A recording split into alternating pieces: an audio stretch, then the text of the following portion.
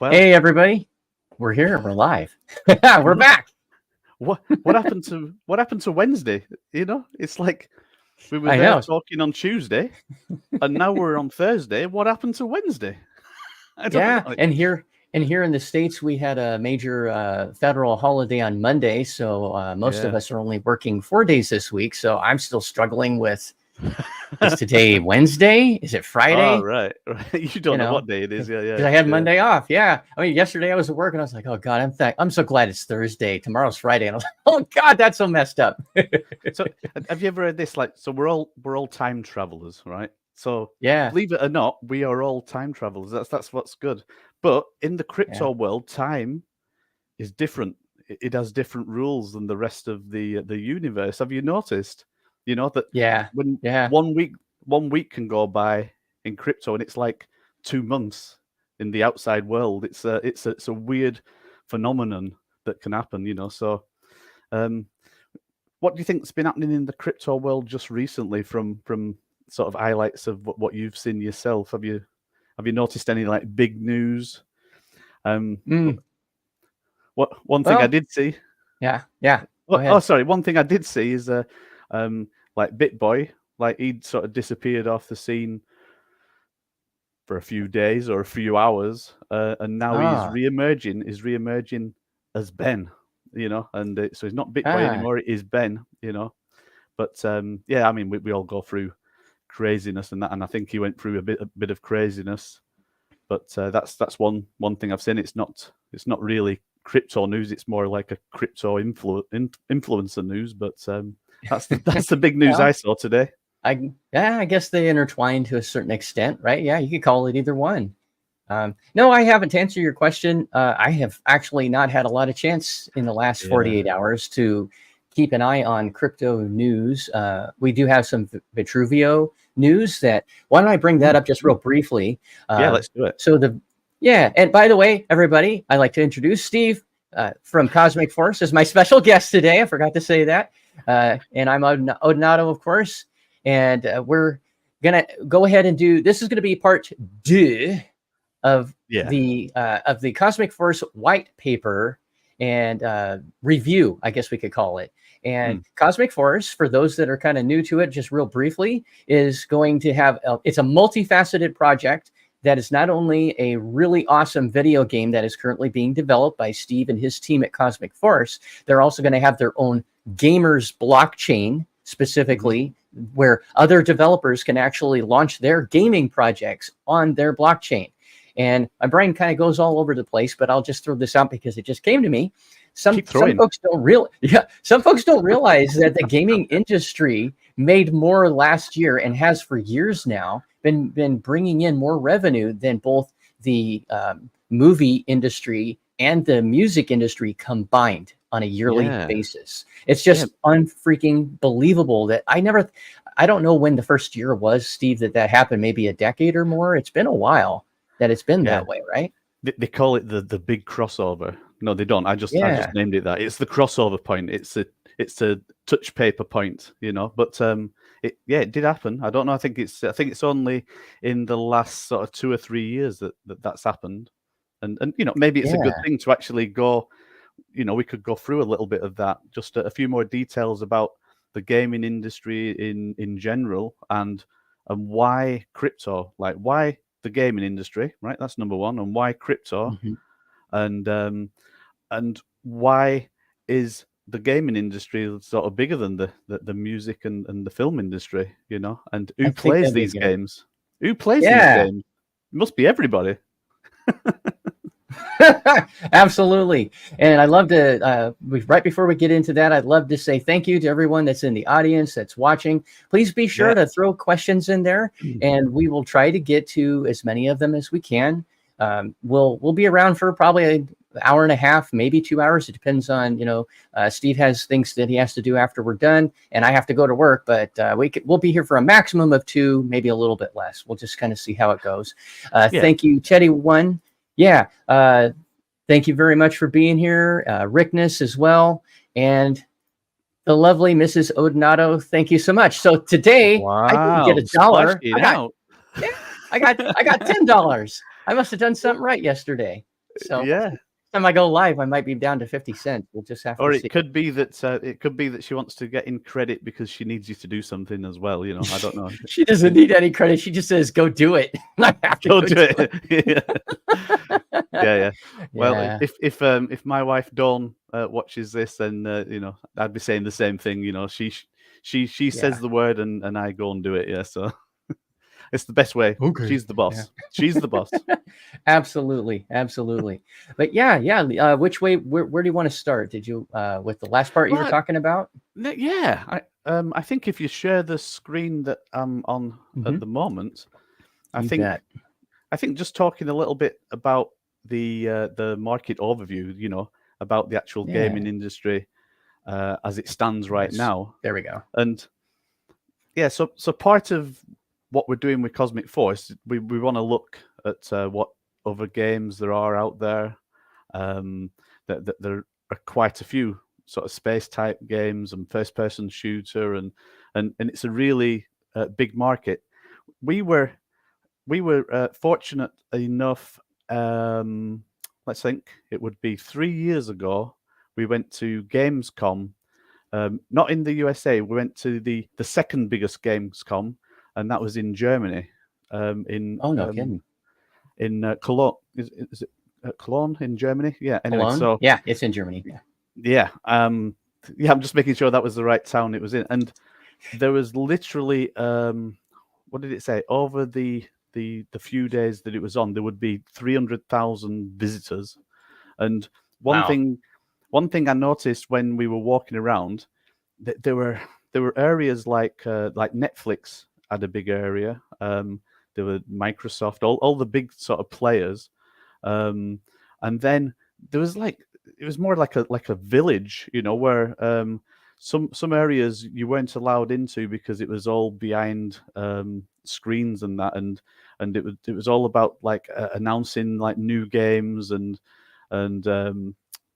it was absolutely unbelievable. And and the funny thing is, we were there 3 years ago with Cosmic Force. On Well, what I'll do is on our Discord later, I'll find some photographs and show that we did actually have a stand for Cosmic Force, and we were in a small section of this 300,000 visitor extravaganza, displaying Cosmic Force, which was the 8-bit version, you know, so the early 8-bit version that we did, and we were in the retro world. So we were in an area called Retro World.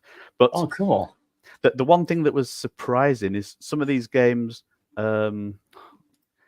This is really bad. I've got to try and think what games am I talking about now, you know. But there was there was like cyberpunk type games that were coming out. There were the thing that was remarkable is that people would be sat waiting, and literally they'd be waiting for 12 hours to get the first go on some of these games coming out, you know. And the people that were like writing these games, the developers or anybody that had any involvement with the games, they were like rock stars. It was like going to a cinema red carpet sort of deal, you know. And it's amazing. So when I see these numbers now, right, so on the screen we're talking about the market overview, and we're saying that it's a $385 billion industry. I can definitely well believe it. You know, you just need to go to one of these shows and you can just see the money, you know, the cost of everything going on. They have it in spades, huh? Just tons and tons of extra cash. Yeah. But, you know, it's all about entertainment, isn't it? You know, and this is why with Cosmic Force, even though we're in crypto, it's all about entertainment. It's about creating something that someone would buy, treasure, be part of, be in the game, and actually just enjoy passing time, exploring or doing whatever you're doing in there. And you know, we'll sit and we'll watch a movie for 2 or 3 hours, and to get immersed, and we enjoy it. And you know, if you go to the cinema and you pay, how much is it? Right. Okay. Here's a good question. How much is it for the cinema over there at the moment? Yeah, a non-3D movie. I don't go very often, but it's about $17-18 US per person nowadays. That's it. And then if it's a 3D movie, Yeah. it's a couple of dollars more, but there aren't many 3D releases anymore, which that's fine because I think most of the 3D movies suck. Yeah. They So don't feel they're not immersive like they should be. I saw Avatar in 3D and I was very disappointed in the 3D aspect of it, but I'd already seen it a couple of times in the theater in the regular version. I'm like, that's way better. But yeah, it's pushing $20 US depending on where you are in the country. So it's not cheap. So I guess that, you know, in the UK, it'd be between 10 and 15 pound, and depending, you can get your premier seats, all that kind of stuff. Yeah. I remember watching Avatar and the first one, and watching that in 3D, but unfortunately we booked our tickets late and we were like sat at one side, so we didn't really get it. Was, I don't know, I just started feeling weird after about 10 minutes, you know. You get that that motion sickness going on or something. Yeah. And it's bit. Just not the same, and they're not active shutter. They're not the LCD active shutter that, you know, refreshes zillion times a second. They're just the cheap glasses, not the red and bluish green ones like we grew up with in the 70s and such, but they're still not that good. But yeah. You know, the movie industry, it's interesting because I like the take that you had, Steve. You know, when we get on we play a game, we listen to music, we watch a movie. It's an escapist kind of thing. We're escaping somewhere. I mean, you could be driving your car. I mean, you're still actively driving the car, or you're at work doing your job and you're listening to music or something. You're still partially escaping. And I think that's one thing that a lot of folks don't understand or think about is this type of project that Steve and his team have, Cosmic Force. There's multiple facets, and there's the part where you can escape and play the game. And if you're just a gamer, good, go for it, man. You can pew all you want and have a great time in escape.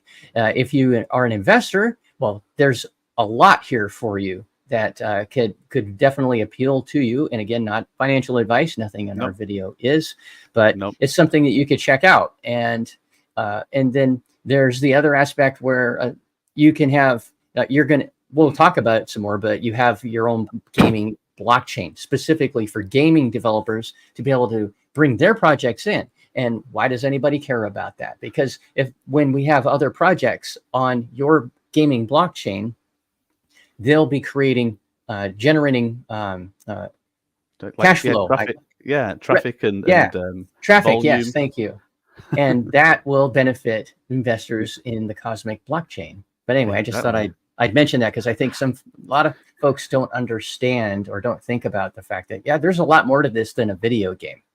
That's a big part of it, but it's not by any means the only part of it. So, and you know, and I think part of the reason to mention Gamescom in you know, like 3 years ago, is to just highlight that we have been in the games industry, albeit that previous incarnations have been 8-bit, and like now we've moved over to the full cinematic.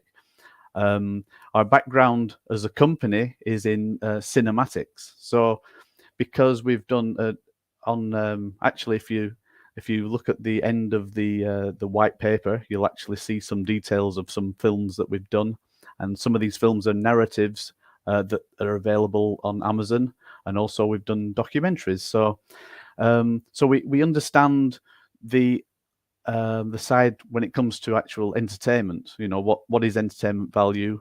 We've also had a recording studio that we recorded music for other people's films as well. So, and you know, we've had films that have shown in Leicester Square in London. We actually got one of our films into something called Rain Dance. It's a bit like Sundance, but it's Rain Dance, so it's the UK version. So we got a film in there. So you know, so we've got a good background in entertainment. Rain Dance. Well, I'm laughing because I live in Seattle and we have largely the same weather as the UK, or, you know, as London and such. It's and we're already shifting over from summer weather. It's gone now, and it's starting to rain again, and it rains like 8-9 months out of the year, every day, overcast. Anyway. So we would have a rain dance too, is what I'm saying. It does. But anyway, so if we go back to the marketing overview, it was surprising to us when we first looked into the research and saw that blockchain gaming, it's 49%, right? So what does that mean? It's 49% of the traffic or the volume of blockchain activity is accountable to games already in the blockchain, right? So this is before we launch Cosmic Blockchain. This is just blockchains in general that GameFi represents 49% of the traffic. And then I think I said before on a previous show, well, why is that, right? And then when I started thinking about it, because I come from sort of a financial background doing chip and pin payments. Now, when you would do a payment, so chip and pin, it would be literally you're doing a transaction, it goes to the server, it does everything it needs to do, and the information comes back, and it's a done deal. That's it. It's a transaction's over with. And in the blockchain, it's exactly the same. So you go to a DEX or wherever you're doing a trade or a swap, and it's a transaction, and then you sign the transaction, and it's a done deal. So there isn't that much traffic involved in the transaction that you do. Although if you're on Ethereum, you're going to get charged a lot of gas fees for that little thing that you did on the blockchain. Yeah. So we'll come back to that in a little bit. But what it means is that to do transactions like in the financial side of things, you're not actually doing too many transactions to do quite big things.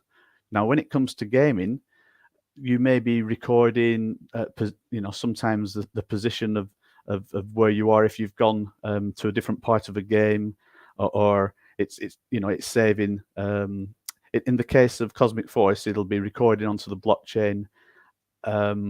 All the leaderboards, it'll be saving information, like if you've picked up anything along the way. This sort of data will be recorded to the blockchain. So during gameplay, there could be lots and lots and lots of things that are recorded to the blockchain, and this is why 49% of traffic will be applicable to blockchain gaming. So bringing out the Cosmic blockchain, it actually makes sense to have a dedicated blockchain for gaming that is faster and cheaper than your normal blockchains, and we can talk about that in a bit. But coming to the next part, it says here that by the year 2030, there will be 4.5 billion people like playing video games in one form or another. But in one form or another, that,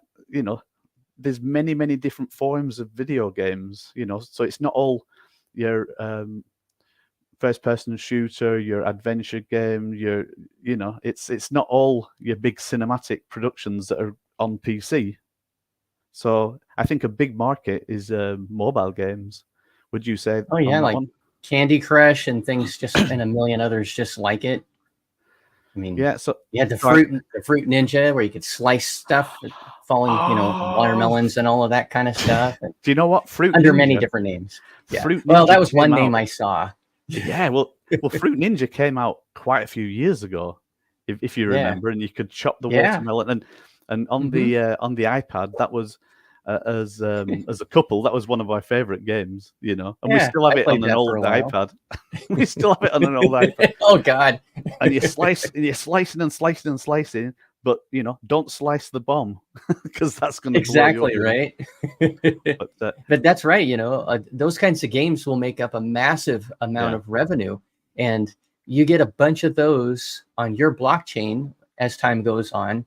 Yeah, millions of microtransactions will add up, and if you're someone that is an investor in this project, you could have a piece of a lot of little transactions, which could, theoretically move or add up to a lot. So I like that. That's exciting to think about. I like that, yeah.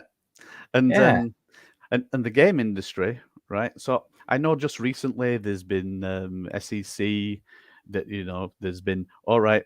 We're now we've got our eyes on NFTs, right?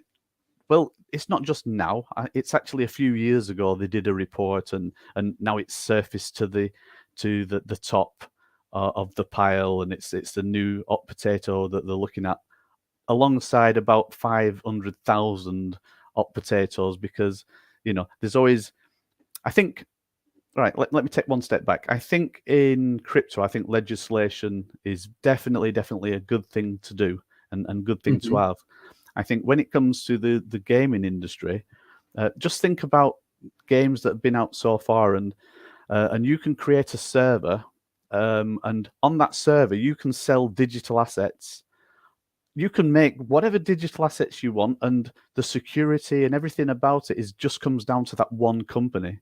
That one company you open trust, doesn't go bankrupt. The servers keep running, and as we know, there's a lot of games from years gone by that people have spent a lot of time in, building up their assets, building up their little empire, and they enjoy playing, and then for whatever reason, the company decides, all right, we're not going to support that game anymore.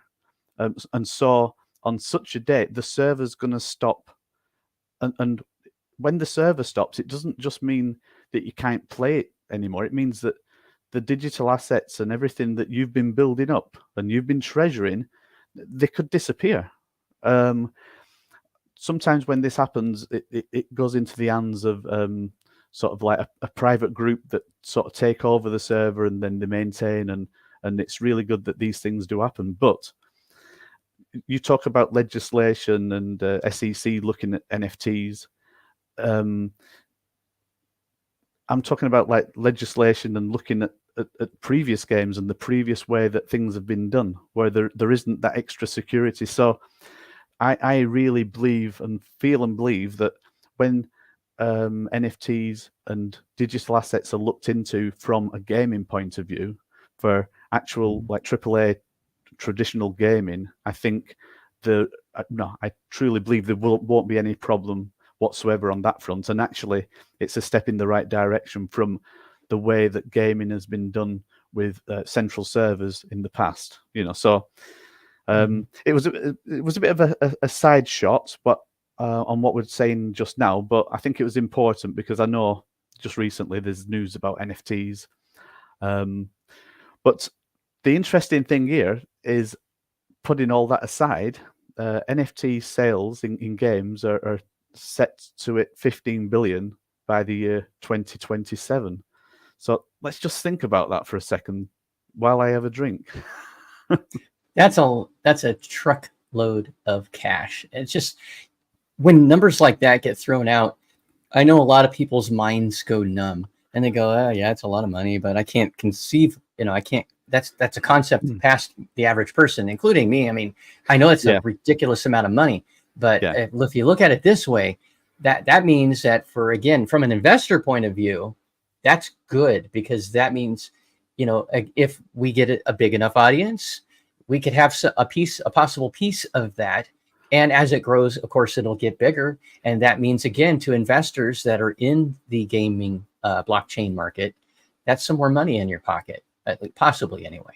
So, yeah. And also, like, so far, I'm not 100% sure. It doesn't mean just in 1 year. It just means so far now for Web3 blockchain games, because we're still in the early years of blockchain gaming. But even now, there's been like 10 billion invested into gaming studios developing Web3 blockchain games. And again, this could be for mobile or anything, right across the board. And literally just reading the research that we put together, like, publishers made 3.64 billion in revenue from NFTs, tokens connected to items for use inside video games in 2020. So what this is saying, it's not the buying of the game, it's the actual in-game trading that's happened in 2020. It added up to 3.6 billion, which sounds quite a lot, But if at the same time we talk about the games industry being as big as it is, what I don't have is what percentage of that games industry actually is warm to crypto. But it's an interesting thing. Like, I know, so we use Unreal Engine, and I know what was I going to say there? I know that there are moves like within the industry that there are companies and some big companies that are now starting to embrace and see the benefit of crypto as being, or should I say, when I say crypto, I think it's better to say like blockchain technology, Okay.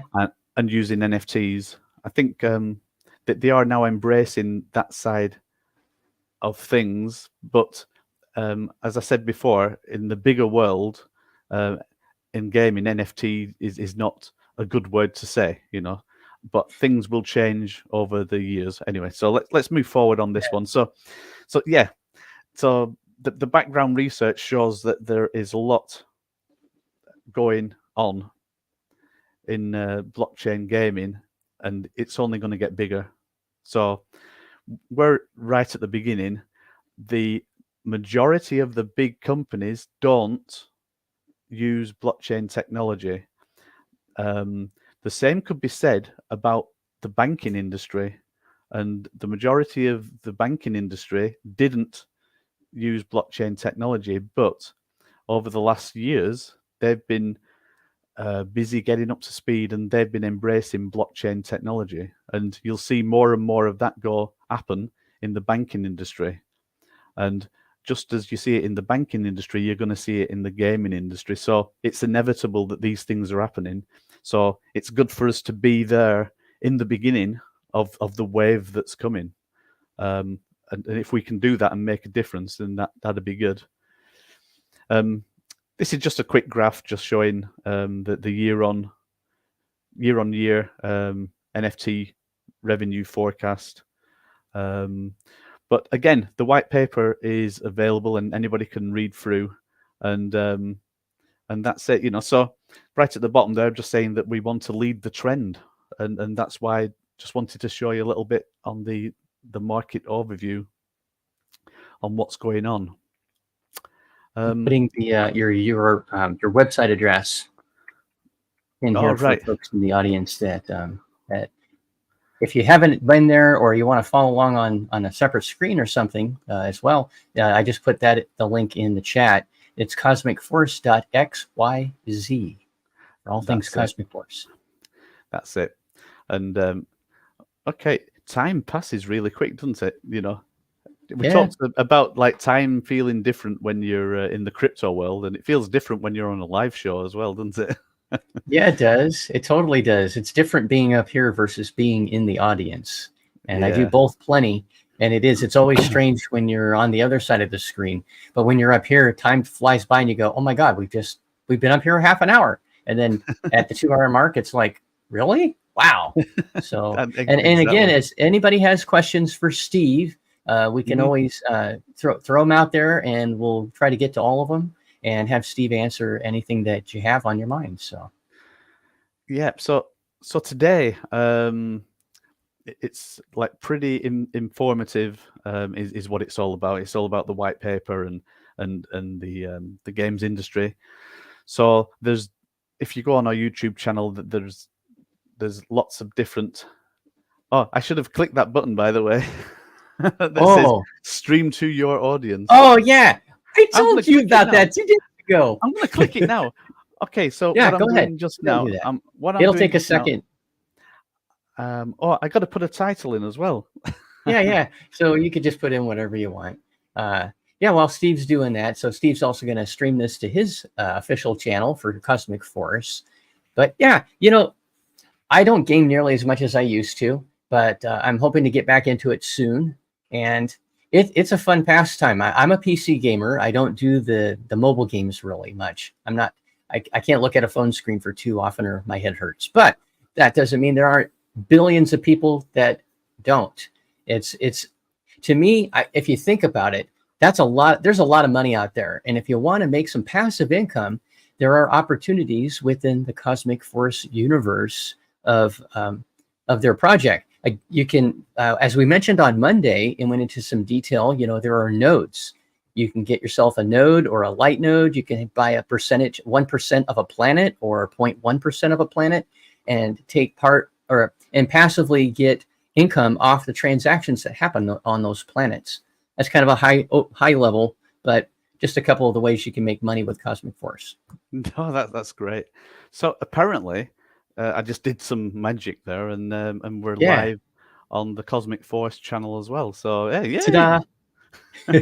so that means we're live on 10 channels, is it? Something like that Oh, altogether now? it was 9 channels. Yeah, now we're live on 9 channels. Yeah. Right. Excellent. So for Cosmic Force, every game like really needs an in-game token, right? So the in-game token, it's a token that you can use for trading, for buying and selling on the marketplace. Also, it's one that you can actually win as rewards if you play, and you initially it's to do with leaderboards. So if you are one of the top 4 categories, which will be something like diamond, gold, silver, and bronze. So if you're at the top 4, and these can be challenges that can be like a 1-week challenge, or it could be a 1-day, or it could be a 1-hour challenge, and there's going to be a selection of rewards that are given out from the Cosmic Force treasury, and you could actually also get a Cosmic Force token as well. So just talking a bit more about the Cosmic Force token, we did release this token earlier in the year, and it's been a token that has been used for the in-app purchases, but also it's a token that has been in the background. Any token, right? So people come along, they buy the Cosmic Force token, and then if you want, you can hold it and be ready for when it's released with liquidity, with some bonuses, or you're able to use that token to buy NFTs that we're going to describe, which could be like the Planet NFTs, the actual Node NFTs. Also, there's some NFTs that are power cores, and these are all part of the pre-sale game. So even before the game starts, like this is like a game that we've got in progress now. So just talking more about the Cosmic Force token, in the white paper you'll have all the information there for the contract, and also you'll have the details of what the price is. The total supply is going to be 21 million. The tokens in pre-sale, there's a soft cap of 500,000. This is what the token looks like. Yeah, that's really cool. Yeah, and this is Mike, like one of the team. Actually, my oldest son. My oldest son. I like the 2 ships at the bottom. Are those stars? Can't tell if they're ships or stars. They look like they could be either. They are ships, Okay. but they sort of look like. Sometimes I look and I think, is that a Grogu? I don't know. Yeah. It's very cool though. I like. Yeah. I was going to say, but just like Bob Ross, the painter guy, they can be anything you want them to be. If you want them to be stars, they can be stars, or they can be spaceships. And spaceship was the first thing, and then I thought, well, wait a minute, am I looking at it wrong? But yeah, they're very cool. Yeah. So at the moment, we're released. It's like it's a contract version 1, I would say. And version 1 doesn't have any liquidity, and any trading, anything that you do with the token can only be done within the DApp that we have, and that we're going to go on to a few pages and just show some of the DApp in action as well. But right here, what it means is, let me just expand part of that. There we go.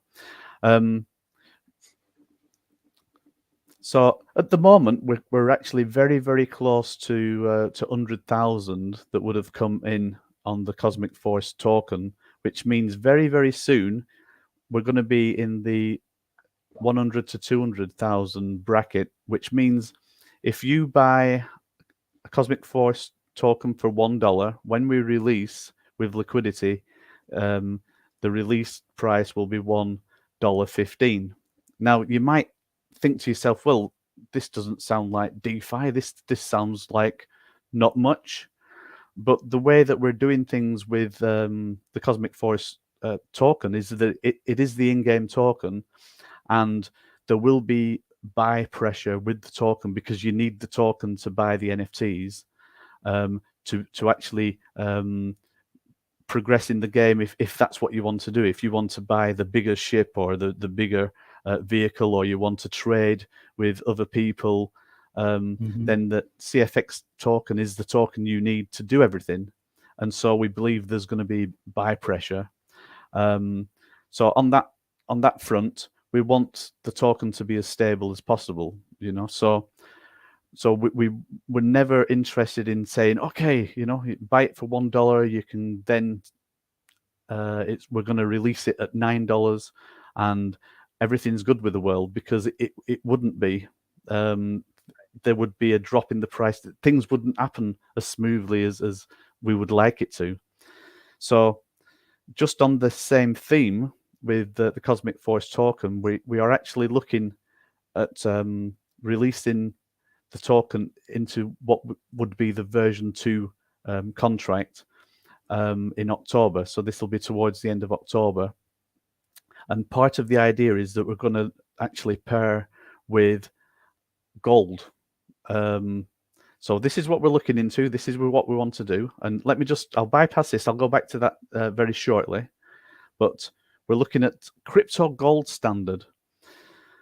So why gold? We did talk to the community about when we release with liquidity, do we want to be paired with BNB, for example? Do we want to be paired with a crypto? We're going to be releasing on Binance, but do we want to be paired with a crypto, or do we want to be paired with a stable coin like USBT or BUSD or whatever stable coin? Do we want to be paired and pegged against the dollar? And in conversation, it was like, well, why not? Why don't we get paired with gold? Because gold, over the years, and I'll just scroll this up just a little bit more. Now, it might be a little bit difficult to see on your screen, but we're starting from 2013, and we're going up to June 2023. And on average, so that last one is like 2023, yeah. Wow. On average, like gold goes up by about 10% per year, and it has done for the last 40 years. You can see like here that there was a big jump up, and let's have a look. That was around 2015-ish? Yeah, 2018-ish. Oh, okay. That it went up, and it's been fairly stable. Now, the price of gold, it does go up and down, you know. But it seems like a good way to do things. We're looking into different tokens, because the way that you do liquidity is that you would put the same value of one token, which would be like CFX, and then the same value in another token, and potentially the other token could be PAX or Paxos, or should I say PAXG, which is the like the BNB Binance version of Paxos. So we're looking into it, and this is what we want to do. We want Cosmic Force token to be, when I say fairly stable, we want it to be stable, but increasing in value. And if that's at a slow rate that it increases, then we're all good with that. And it follows the actual ethos of how we're doing business with Cosmic Force right from the beginning, because we're all about building something slowly, but securely, you know. So we're not after taking big mega chances to say, right, you know, this time next year everybody's going to be millionaires, because why would we say that, you know? If this time next year everybody are in a better position than they were this time this year, you know, then it's good for everybody, you know. So it's all going in the right direction. So this is why we're looking into gold. And what do you think about gold? Up and to the right. I like to bathe in it, man. He likes a bathing gold. I like to bathe in it. Yeah. It'd have It's to like, be molten la, gold, la, wouldn't la, it? la, la, la. Yeah, that's amazing. I never look at anything like that because I don't have any gold. But it's No. important. It is important to keep track of because, yeah, it goes and it's obviously stable. I saw something else recently, and I can't remember what video I was watching on YouTube, and they touched on this actually because I could swear I saw this or something similar to this chart, and up and to the right, and yeah, in the mid 20 teens, just shot up like you're showing there, and it's Yeah. amazing. And even though it's had some dips, it's still found a new floor, and it's way up there. Yeah. Now, you know, like any commodity, anything, it's like hedge funding, isn't it? It's like having the right sort of backing. It hasn't been finalized. There's still time between now and October to just iron out and make sure everything's good. So what we're deciding on this as a result as well. There's a lot of cryptos that launch on pink sale, and then the other way of launching, they always say, "Oh, it's a stealth launch." Well, you know, we're saying now in October we're going to launch with liquidity. Already since the beginning of the year, we have been like raising funds, and we're now just about to go over the 100,000. Like I say, although some of that has been used for actually like buying other items within the ecosystem of what we're doing, but there will be liquidity by the end of October. The liquidity that is put into it will be a combination of NFT sales and the liquidity of the tokens that are owned by individuals as well, like the CFX token at that point. So we'll be launching. This is the way we're going to launch. So not through a pink sale. It just seems the most sensible way of doing things, where we go to the next stage, and the next stage is where everybody is able to actually trade the CFX token. And if you want to take out, you can take out. If you want to put in, if you just want to trade the token, you can. But as a result of this, we do need to put some tokenomics in there, because we don't want it to be a trading token as such. It needs to be a token that's created for the in-game token, and as such, we thought about it a lot. You know, we thought we don't like the word tax. Like nobody likes the word tax, but but we did. Yeah, but we decided, nobody likes that word. Yeah, but actually, before we get to that point, when we talk about the allocation, the first item in the list here says the cosmic bridge and liquidity 90%. So 90% of the supply is going to be purely all about the liquidity. And when I say the bridge, I'm going to tell you what that is. But 90% is all about the token supply that is open for anybody, right? 90%. Sometimes you see some projects and they might go live and they may be giving a lot less to the full supply. You know, some supply needs to be held back or reserved for other tasks. So part of it is the Cosmic Forest Treasury. Now, on the last show, we talked about the Treasury, and we said the Treasury is in the center of Cosmic Forest. It's used for the rewards. It's like some of it is used for some of the direct costs that could be involved, like in the heart of the gaming. But the main just like, let me rewind.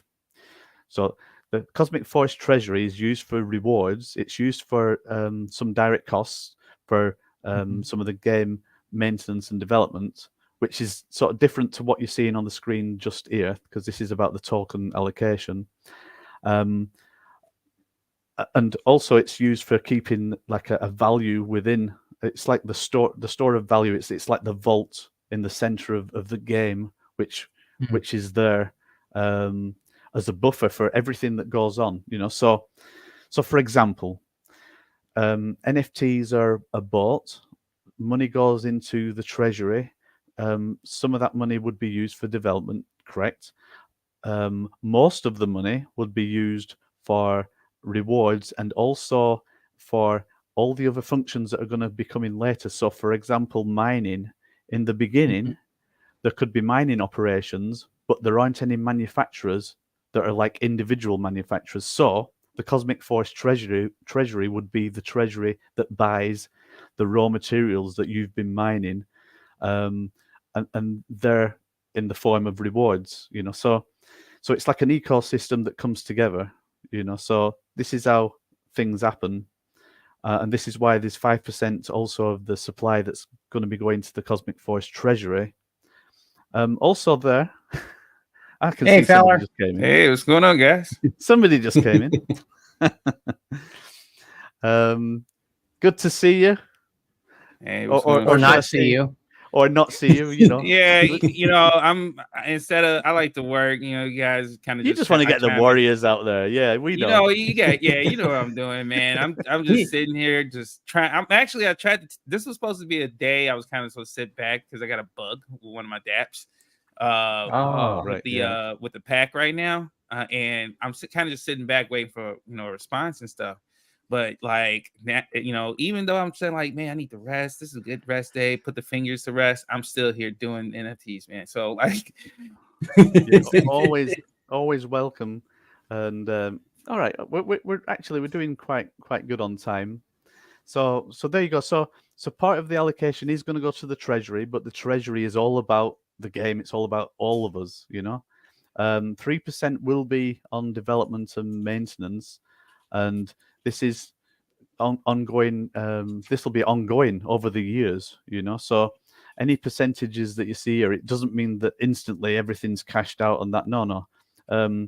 It's absolutely totally in our interest for the CFX token to be as stable as possible, and we'll do everything within the power that we've got to make sure it is stable, that it sort of only goes one way. It's never guaranteed. It's going to be on the open market, and people can do things, but also we're getting to the time where up to now, and this is where I hold my hands up to everybody and say we haven't spent any money on marketing, and there hasn't been any funds from anything that's been happening here that's gone on marketing. And the reason I say that, and I'm happy to say it just now, is there is going to be marketing, and the marketing needs to come from somewhere, and we need to do some good marketing. So once we've got initial gameplay going on and we've got the initial release, then we can start marketing in a bigger way, and we can attract the YouTubers that they like to talk about games. They like to talk about games in development, and there's a lot of YouTubers out there that like to talk about games. And I'm not saying that we're going to be throwing money at them, because I don't think that's the right sort of attitude when it comes to a lot of sort of YouTubers. But because they'll actually see some of the advertising and some of the campaigns that we do, then hopefully people will start getting in touch with us and say, look, I want to review what you're doing, and this is all good. So going forward, we definitely need to have some solid marketing campaign. And the one thing I can promise the community is the marketing that's put together. We're not going to go, oh, look what we just did. We got in all these articles, and in the background, you just paid out a stack load of money just to get some articles up there, just for us to show you on screen, oh, look where we got in there, because that's useless. Any marketing that's done, there's got to be new players. There's got to be new interest. It's got to go somewhere, and that's all I'm saying on marketing. And we could do a full show on marketing, I think. Absolutely. I think it'll be really exciting, Steve, when it gets to that point where you have, big gaming YouTubers that come to you, like you were just talking about, and saying, hey, I want to review this game, blah, blah, blah. And know. I think that'll be just awesome, because that'll be a great marketing strategy. Have you seen, like some of these YouTubers? Have you seen how many followers they have? We're It's not talking. insane. We're not talking like 500,000 or 1 million or 2 million or 3 million. We're talking multiple millions that some of these have, and yeah, I mean, I think you've got to be doing something super, super special to get on some of the top tier ones. Yeah, I think from what I've seen, more of them tend to be on alternate platforms like Twitch and a few others that are out there. Oh gosh, what's the name of that one? I just had it in my head and now it just went out. But there's some newer ones that are TikTok, starting to not really. TikTok. No, not TikTok. Yeah, I think it's like Kick or something like that. Yeah, Kick. Thank you. That's the one I was thinking of. Yeah. Yeah. I've heard some good and bad reports on Kick because they don't really moderate it too much. So there could be bad stuff on there at the same time. But the Wild it's West, it's like any tool. It can be used for good and bad and all that kind of stuff. But it's worth looking at. I know at the moment we're not on Twitch. We did get a review on Twitch once, but this is for the 8-bit Cosmic Force. Oh, okay. In the past, but yeah, we need to fire out on all social cylinders, as it were. So certainly on that one. I mean, just recently, if you look in the media, because like Starfield, the Starfield launch, all that kind of stuff, that the amount of reviews, whether they're good, bad, or medium or whatever, I think in general there's been good reviews, but also there's been a mixed bag going on. But if you look on how many channels have actually reviewed, it's a lot. It's all over the place. But this is what happens. Obsidian Ant. You know who he is on YouTube? Obsidian Ant. Yeah, he does tons of really. He's a very fair video game reviewer. He reviews games of all genres. I've watched him for years, and actually, I just saw his Starfield review that he did earlier this week, or it was last weekend. And it's actually, he's always been pretty fair. He'll tell the good, what he likes, what he doesn't like, and he tries to be as objective. And I think it comes through pretty well. But that's how I found out about Starfield, actually. I'd never heard of the game until I watched that video. And he even said, I only played it for 6 hours. That's all I've had time for so far. But this is what I've found. And this is, the goods and the good and the bad, et cetera, et cetera. And he went into some pretty good detail. I thought it was pretty good. So I'm looking forward to folks that can do reviews, especially like that. Yeah. And he has a big following. Somebody said that to get into it properly, you need to play at least 12 hours, but yeah, to actually get on one of these channels would be great, but I think you've got to earn your dues along the way before you've got to step up, the sort of bottom feeder. Sorry. I know what you meant. Yeah, you knew what I meant. Yeah, I know you. We specialize here in sort of crypto and lots of other things and all the aspects of what can connect with crypto, but to actually get on the rungs of the ladder for game centric people, that's all they talk about is games. It'll take a lot of effort, but I think it comes down to what you do and what you get out there and how good the game is as well. So when it comes to this side of things, it could be that they're not really interested in this side, that their only interest is how good is the game, so when it comes to marketing, it's really the marketing side of things is all about the game. It's all about the front entertainment side. It's that word again, entertainment, and that's the part that we need to get across and have a good image as we go forward. But yeah, so just talking more about Cosmic Force and the Cosmic Force token. So because we're creating the Cosmic blockchain and we need the CFX to exist both in BNB and on the blockchain, we need a bridge. So the way we're dealing with this is that the total circulation of 21 million CFX tokens will be managed across the two networks using a bridge. Now, this is a bridge that we will manage, and it will be created by us. So to know that it's 100% secure, and we need to do things like get things audited. As soon as we become a token that's a live token that you can trade, things need to be audited. We need to go through the right process for this. So that's what we're going to be looking at. And then That sounds good. Yeah, and then finally on that, I mentioned the T word, which is tax, and on this we decided that we do need to have some minimum tax in there, and the reason why is to stop it being a token that is just used for frantic trading. We don't want frantic trading going on. Of course, there can be some trading. Somebody can buy, hold, and then 6 months later they can sell and they can make profits or whatever they want to do, not financial advice. But there will be a buy and sell tax, which will be good for the community as well.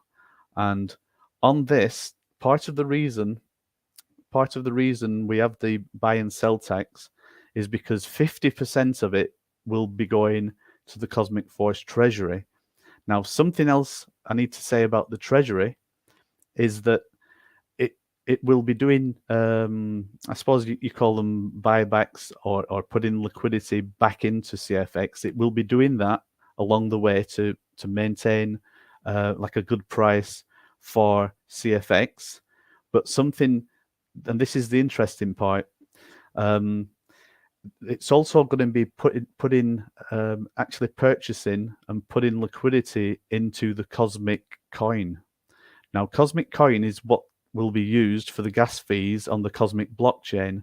So the idea is when you buy, the idea is this, that when you buy or sell CFX, or when you buy NFTs in-game, basically all the trading that happens, there's going to be small amounts that are put into Cosmic Coin that are actually purchased by the Treasury.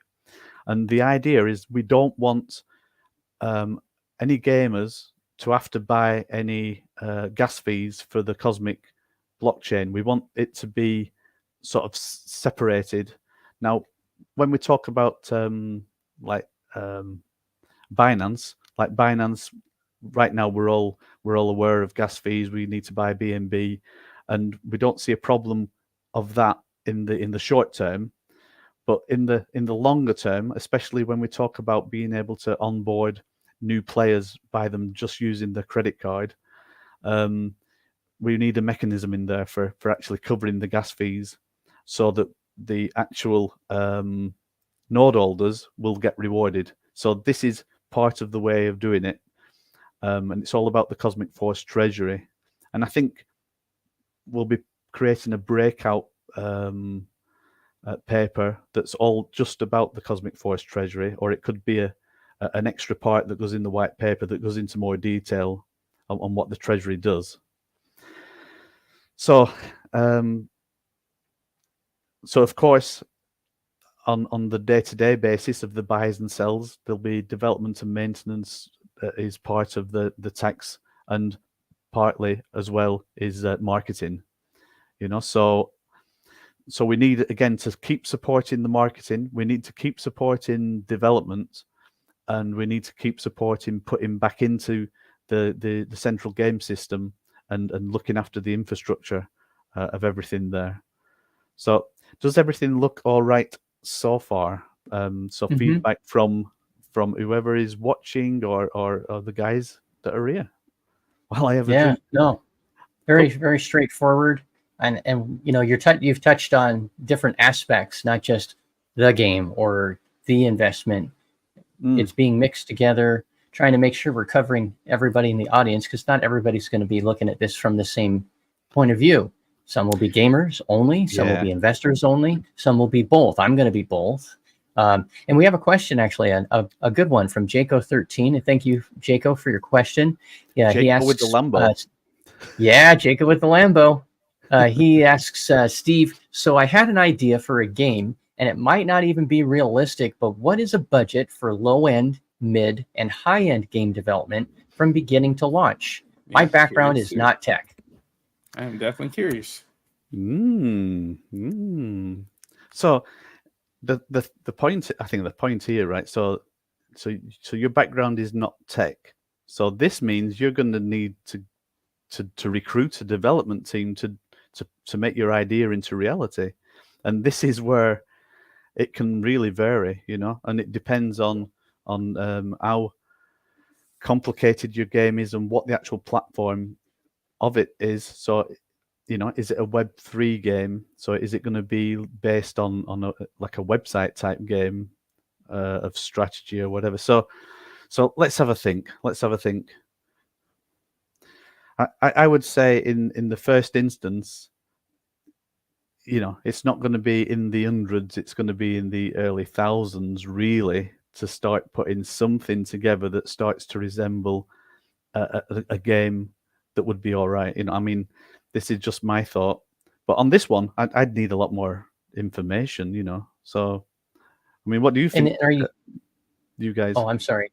Are you saying, Steve, in your question, your answer there is that if you were to go by yourself as like if you were a developer and you just wanted to do this solo, you could start with some thousands and probably get it off the ground at some point on your own? Or because if you have developers, we're talking millions by the time you launch, I would think. That's just, am I off?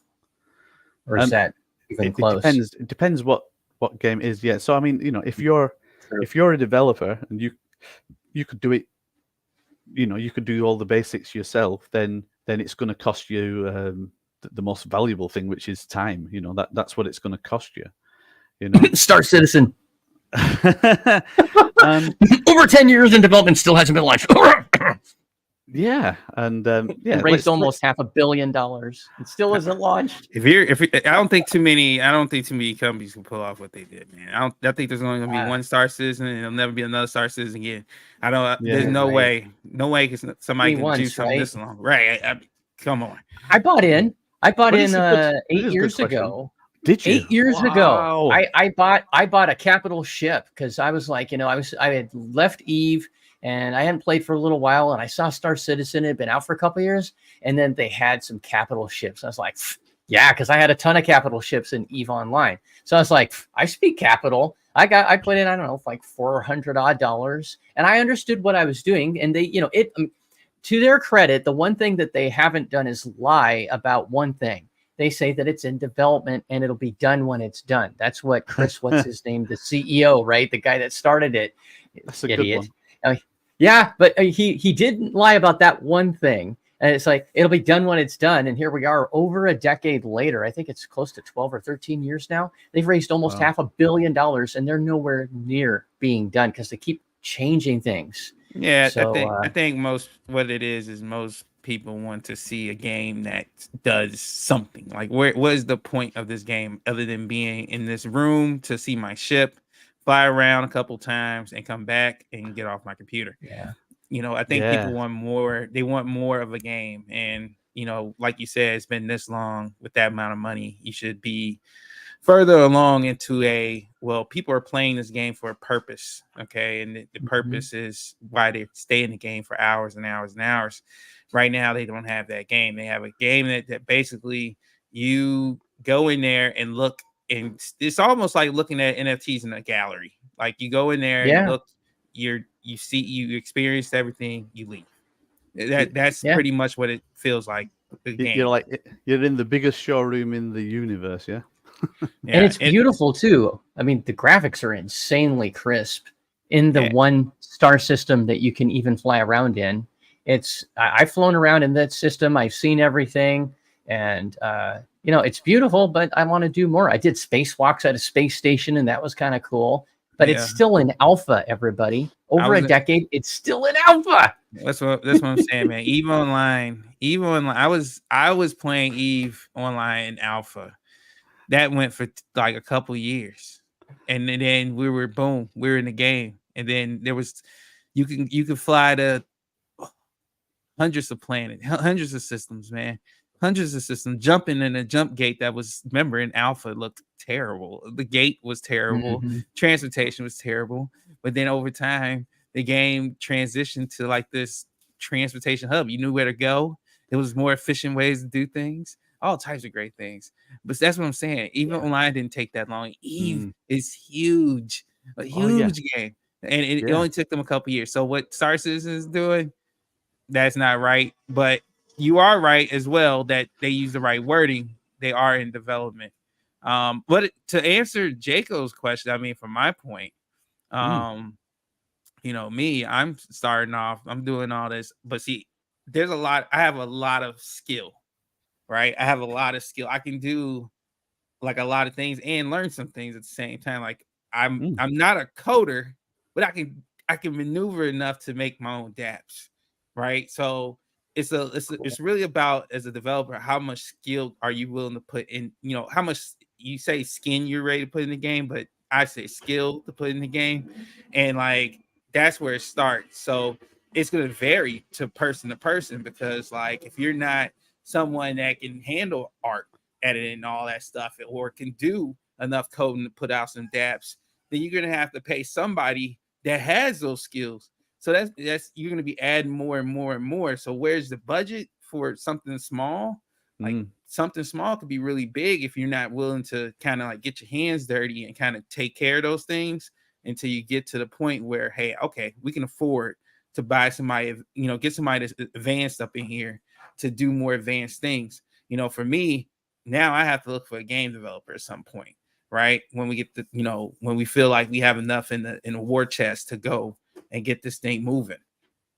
All at the same time, I still gotta get guys gaming, you know, up and running. So we haven't even got to that point. So it's really how many hats are you willing to put on in this game?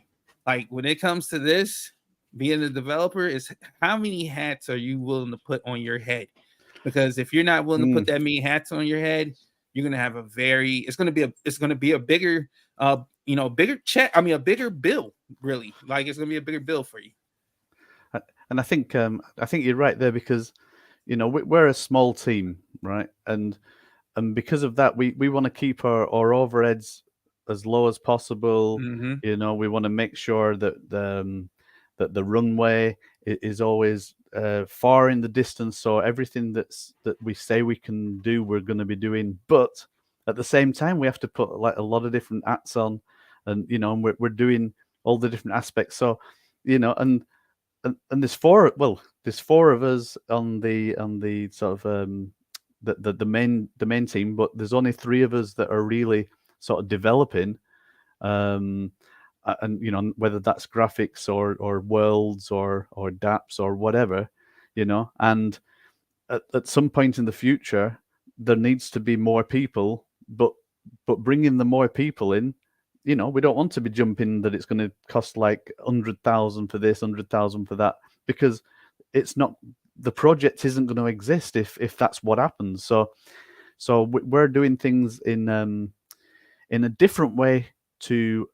Star Citizen, of course, you know, and we're doing things in a way that we want to be able to release playable gameplay in stages, you know. So right now, I would say we're in pre-alpha. In October, we're going to be releasing. Now, are we going to actually call it an alpha release, or is it going to still be a pre-alpha release? I think, just to be safe, we should say it's a pre-alpha release, because it's going to go the first time to the inner circle of cadets that are part of the team and everything that's happening right now. So that's what's going to happen in October, and people are going to be able to run around and do things, get on the simulators, do some first-person shooting, do some flying around in spaceships in the simulator, be able to go and explore the planets. This is what we're aiming for. We're aiming for releasing all that in October. Now, if we get to October and for whatever reason it's like we've got the first-person shooter simulator part working, well, that's not end of the world, because you can still go in, you can still be in the simulator room, you can still be part of everything going on, and the first challenges are all to do with first-person shooting, and then 2 or 3 weeks later, maybe that's when the I'm just saying different scenarios, you know. So what we're not doing all or nothing. We're not doing an all or nothing release. So imagine, you know, you're doing all your first-person shooting. You've got different maps that you can play on. Doing that, you've got different challenges that you're going to be doing through the first-person shooting. You've got different weapons you can use, and you know, and in essence, it's a game within a game, you know. But it's all to do with the simulator training to get you ready for the big outside world.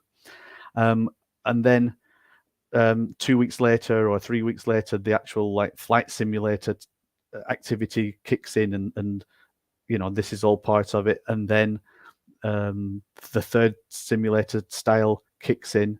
I mean, in the room right now, I think we've got 6 simulators. So we've only mentioned like 3 of the gameplays that are going to be happening anyway. So we've got 3 more simulators that we haven't even like mentioned yet, and we're not mentioning yet. Firstly, because we're still deciding exactly what they should be, and secondly, it's just to make sure it all fits in nicely, you know. So, but I can say, you know, say for example, the 4th simulator could be more vehicle terrain based activities, you know. I'm not saying it's racing or whatever, but it could be something like that, you know. So we've got this capability of releasing in stages, and as we do that, we'll be getting the feedback, and then the next stage will be that there's more of the base to explore. The next stage will be that your ship is nearing completion. The next stage may be that there's like an off-world, the off-world space station is available to fly to. The next stage may be that then you're looking around, you're doing things, and you're getting, basically it's all steering towards being on the off-world station, and then being able to get into the transporter ship that then takes you to the planets. It's all about getting to the planets. That's what it's all about. But we're not going to go to the planets straight away, even though we have created some of the planets. We're going to allow you to look and go to the planets through the simulator to start with, so you can get a good feel for it. So yeah, there's different ways of doing things. So Jake, wait, actually it said Jacko, yeah, Jacko 13. Is this something that you and your team can do? And the answer is yes, we can, but we can't because we haven't got enough time. Yeah, because you're still developing. Like, Yeah. good question. We're busy though. developing what we're doing, but yeah, I mean, but I can answer that in a different way actually, because we are looking at creating a gaming portal. Now, this is something we were looking at creating for Vulcan, as it were, blockchain. And as we go forward, we're going to be creating all these different tools that allow gaming to connect to the blockchain, and this could be for leaderboards or easily being able to create SDK, right?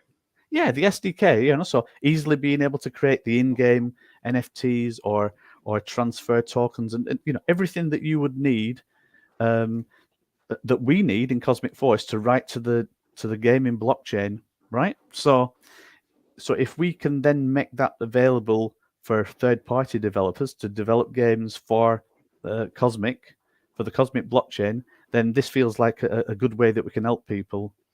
And actually, when we look at the Cosmic coin and the Cosmic coin distribution, we do have an element of that we want to, you know, we want to look at being able to offer grants. But again, this is further down the line, and there's got to be a good validation that teams are actually working on something that would be going towards being on the Cosmic blockchain as well.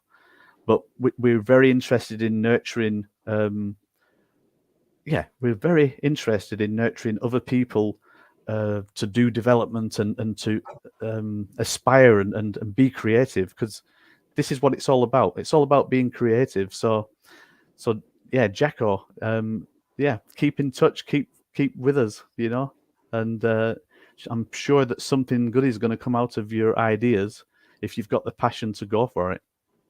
Oh, he definitely does. I've talked to him a lot offline, and he's got lots of great ideas. He loves aviation, like real life aviation, simulated aviation. He's huge into that, and so yeah, I'm sure he'll come up with a lot more. Hell, even I gotta get in touch with Steve. I'm about to start blowing up your DM soon, man. I'm at that point. I'm at that point.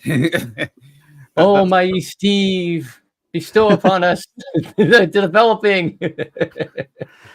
So because of time, I'm not going to go through the alpha. I'm just going to say that, we know that you can get an alpha. The alpha is at a very reasonable price. I think it's $100.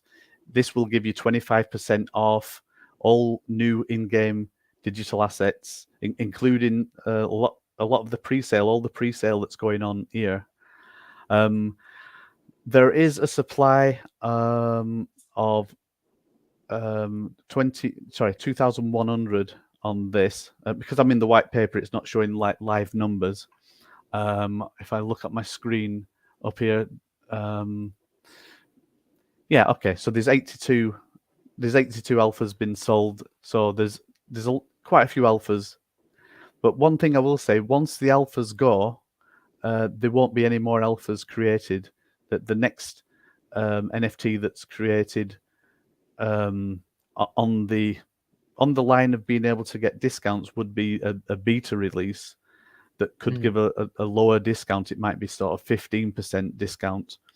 Although we are looking at doing a cadet NFT release, which will be 0 discount, but the price would be $20, $25, $15.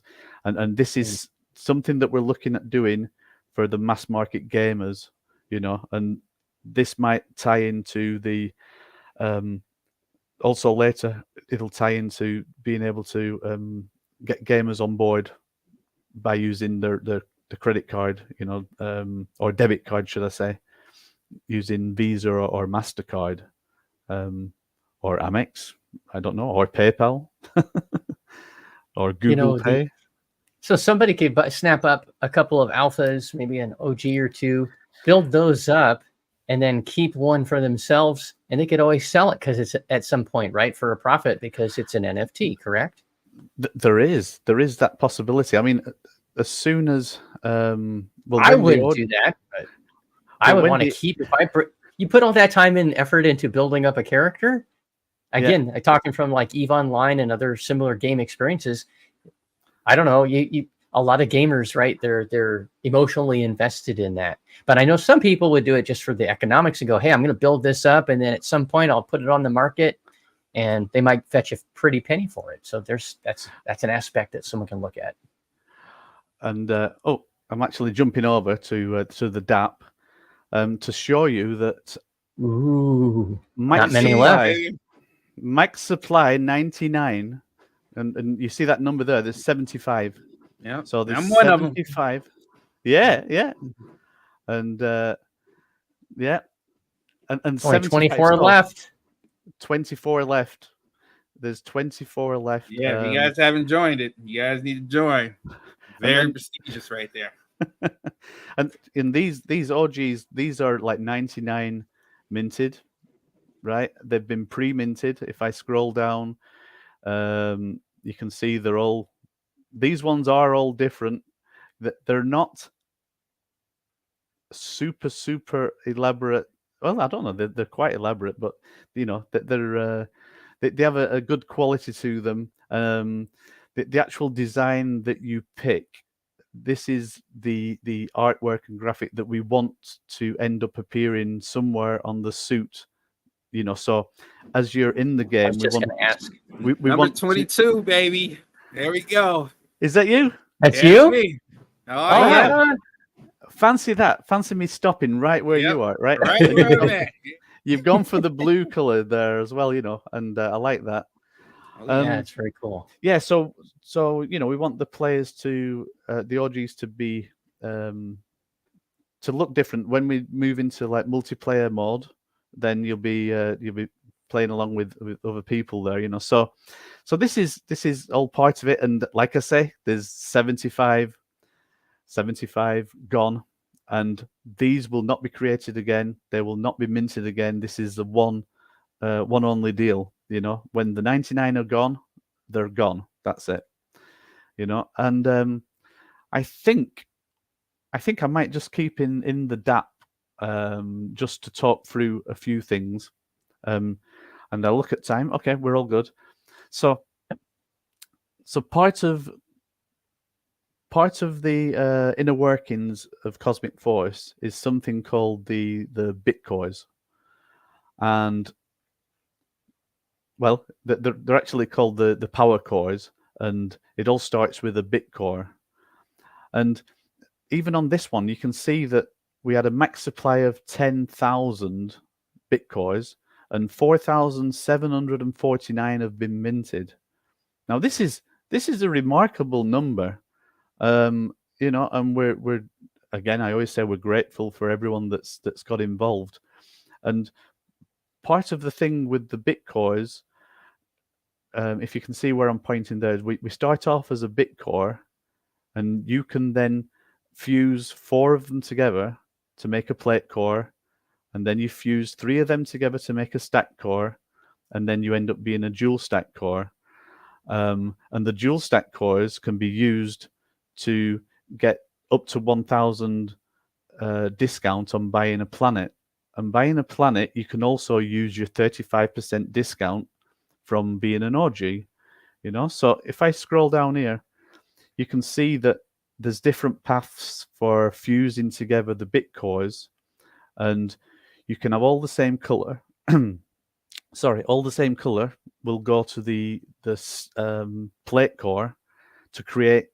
In this case, it would be the red ones going into a red plate core, or you can have combinations of colors, and these combinations are combinations that actually like come together as a combination in real life with colors. You know, so if you combine yellow with cyan, you get green, and etc. etc. So that's what all this is about. And I have 2 yellow bit cores. Okay. I got 2 yellow. Okay. Well, if you had another 2, I you plan could on getting make that more. into a plate core. Oh, And I'm going interesting. beyond that. I just haven't gotten there yet, but yeah, I've started slowly getting mine. So No, excellent, excellent. Well, if you buy these actually with CFX, you can get 1 bit core for 4 CFX.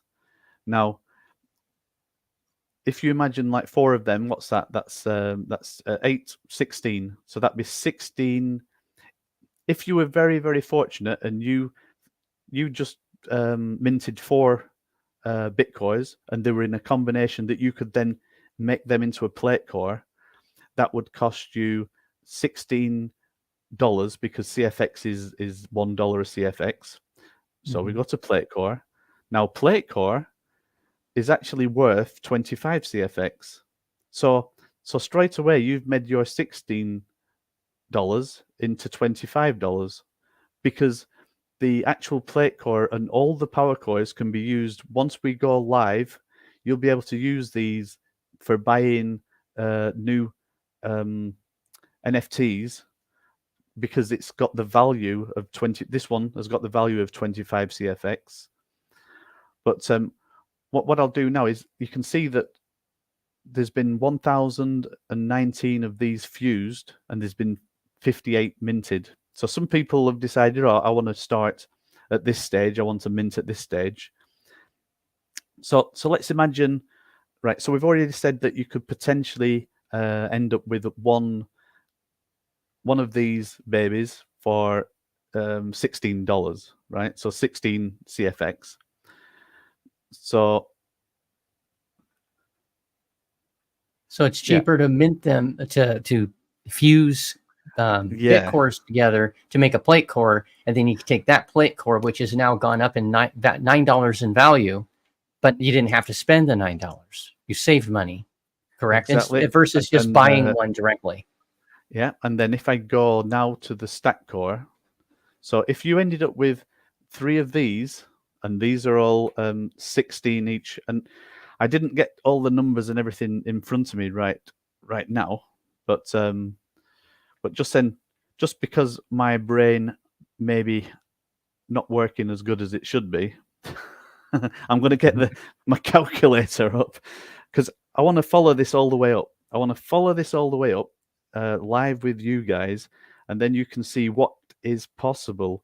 Because actually, when we put this together, we wanted to make it a game within a game, right? So we said it's possible to create one of these stack cores for $16. So that would be $16, like times by 3, right? So now we're at 48. We're at $48. Am I right? And it would cost you $100 worth of CFX if you just bought it directly. If you bought it directly, this would be $100. If you have this stack core, it's worth 100 CFX. So you can use this in game later to buy NFTs if you wanted to, right?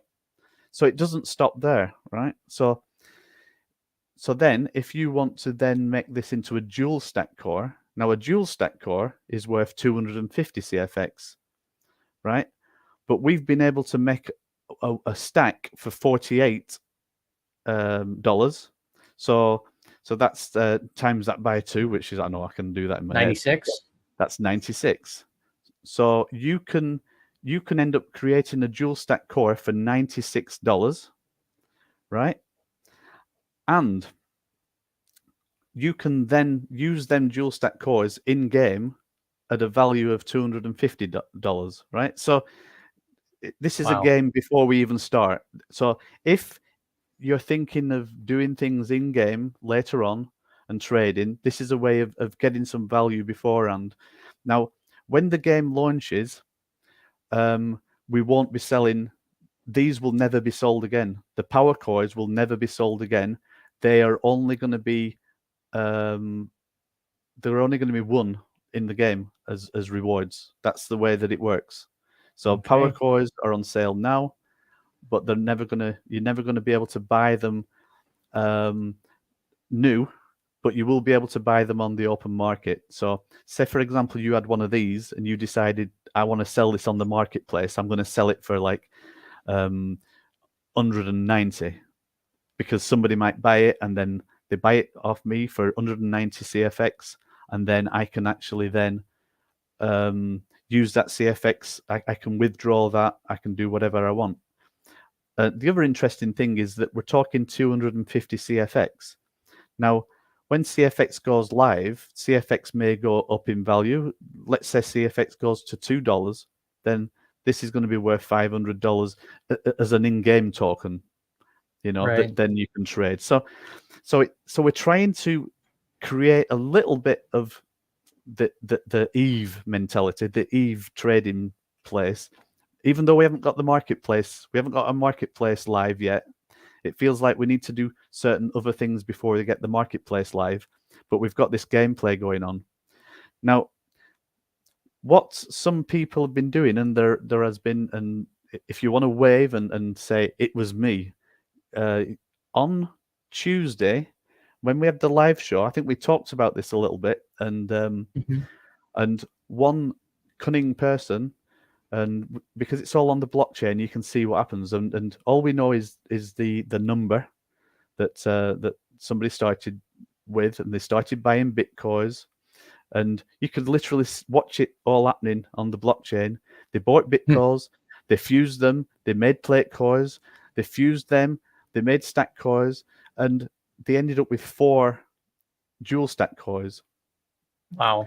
And then they went over to the next tab, and they went to the planet co-ownership.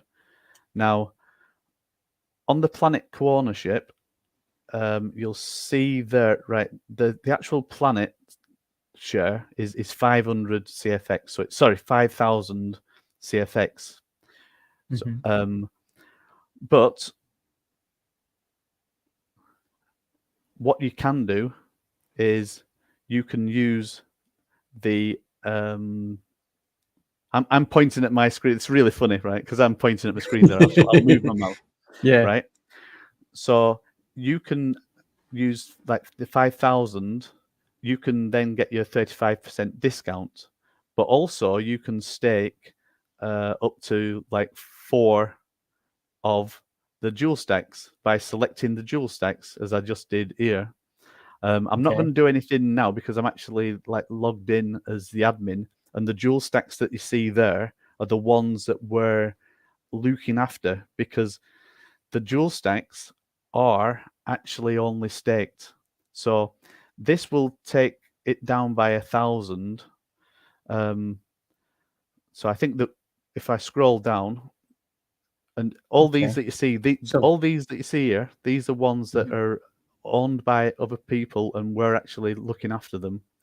And what it means is that once you use your jewel stacks and your 35% discount, the 5,000 goes nearly to half price, where it's 2,600. Yeah, nice. And the final thing I'm going to say about that is that when we actually go live, the Planet NFTs are going to be 10,000 each. They're going to go up. You can still use your discounts at that point in time, but yeah. So they basically go up in value there. So there you go. So there's a lot in the white paper, and there's a lot in the DApp as well. There's a lot that you can do before the game even comes out, you see. So I'm just thinking now, maybe I should talk about the Planet co-ownership and what you actually get out of that, seeing as we're on this page. Yeah, and we have a question that kind of ties into that from Lou Roll, and thank you for your question, Lou. He asks you, Steve, does Cosmic Force have the potential to be massive, concerning a good passive income amount for having a share in a node? Right. So directly after this, like, going to talk about the nodes, and this is where you always go, like, not financial advice, right? So what we can say is, looking at the research that we talked about in the beginning about gaming and about how blockchain traffic is up to about like 49% of all blockchain traffic is gaming traffic. That does mean there's the potential, if we onboard like a few other games as well as Cosmic, there's potential that there could be big traffic on the Cosmic blockchain. And even though we're setting a low gas fee, them gas fees actually come back to the node owners, the node shareholders in the nodes. But it's going to take time to build that up, right? So I'm talking about nodes just a little bit here now, and I think let's talk about nodes, because we've got this question, and then I'll come back to the planets. So what I'm going to do, I'm just going to flick back to my other screen and go on to nodes. Where are we? There we are. But because we know the traffic is going to take time to build up, and we've set a time period of 5 years that we have a certain amount of Cosmic coins to be given out. Right, sorry for scrolling up and down. I just want to show like the part. All right. So this area now, we're just talking about the core ownership, because we have a 5-year plan, and the 5-year plan is double-barreled. And one is that 1% co-ownership, after 5 years, it becomes then a full node. But the way that it works in the beginning is each node server has shares, like percentage shares, and this is so that we can like run a node as a DAO and put it on a decentralized server. So initially there may be about 7 actual node servers that are running, but there'll be multiple shares that up to like 300 1% nodes that we've got on sale right now. But because the traffic is going to take a while to build up, we have there we go. So we have 1 million Cosmic coins that are going to be distributed as rewards over a 5-year period, and this is equally distributed during this time period. And the breakdown means that that's 200,000 per year, which if I go right down to the brass tacks, the brass tacks, where did that come from? I like that. I thought I was the only one that used that saying anymore. Let's get down to the brass tacks. Brass tacks. Hell yeah. Because where's this brass tacks? There's money. Anyway, so each 1% node share will receive 23.8 cosmic coins per month. So that's what we're talking about. And just shortly, we're going to talk about the cosmic coin and what the launch price of that could be. But we're hoping the launch price is going to be around the $3 mark.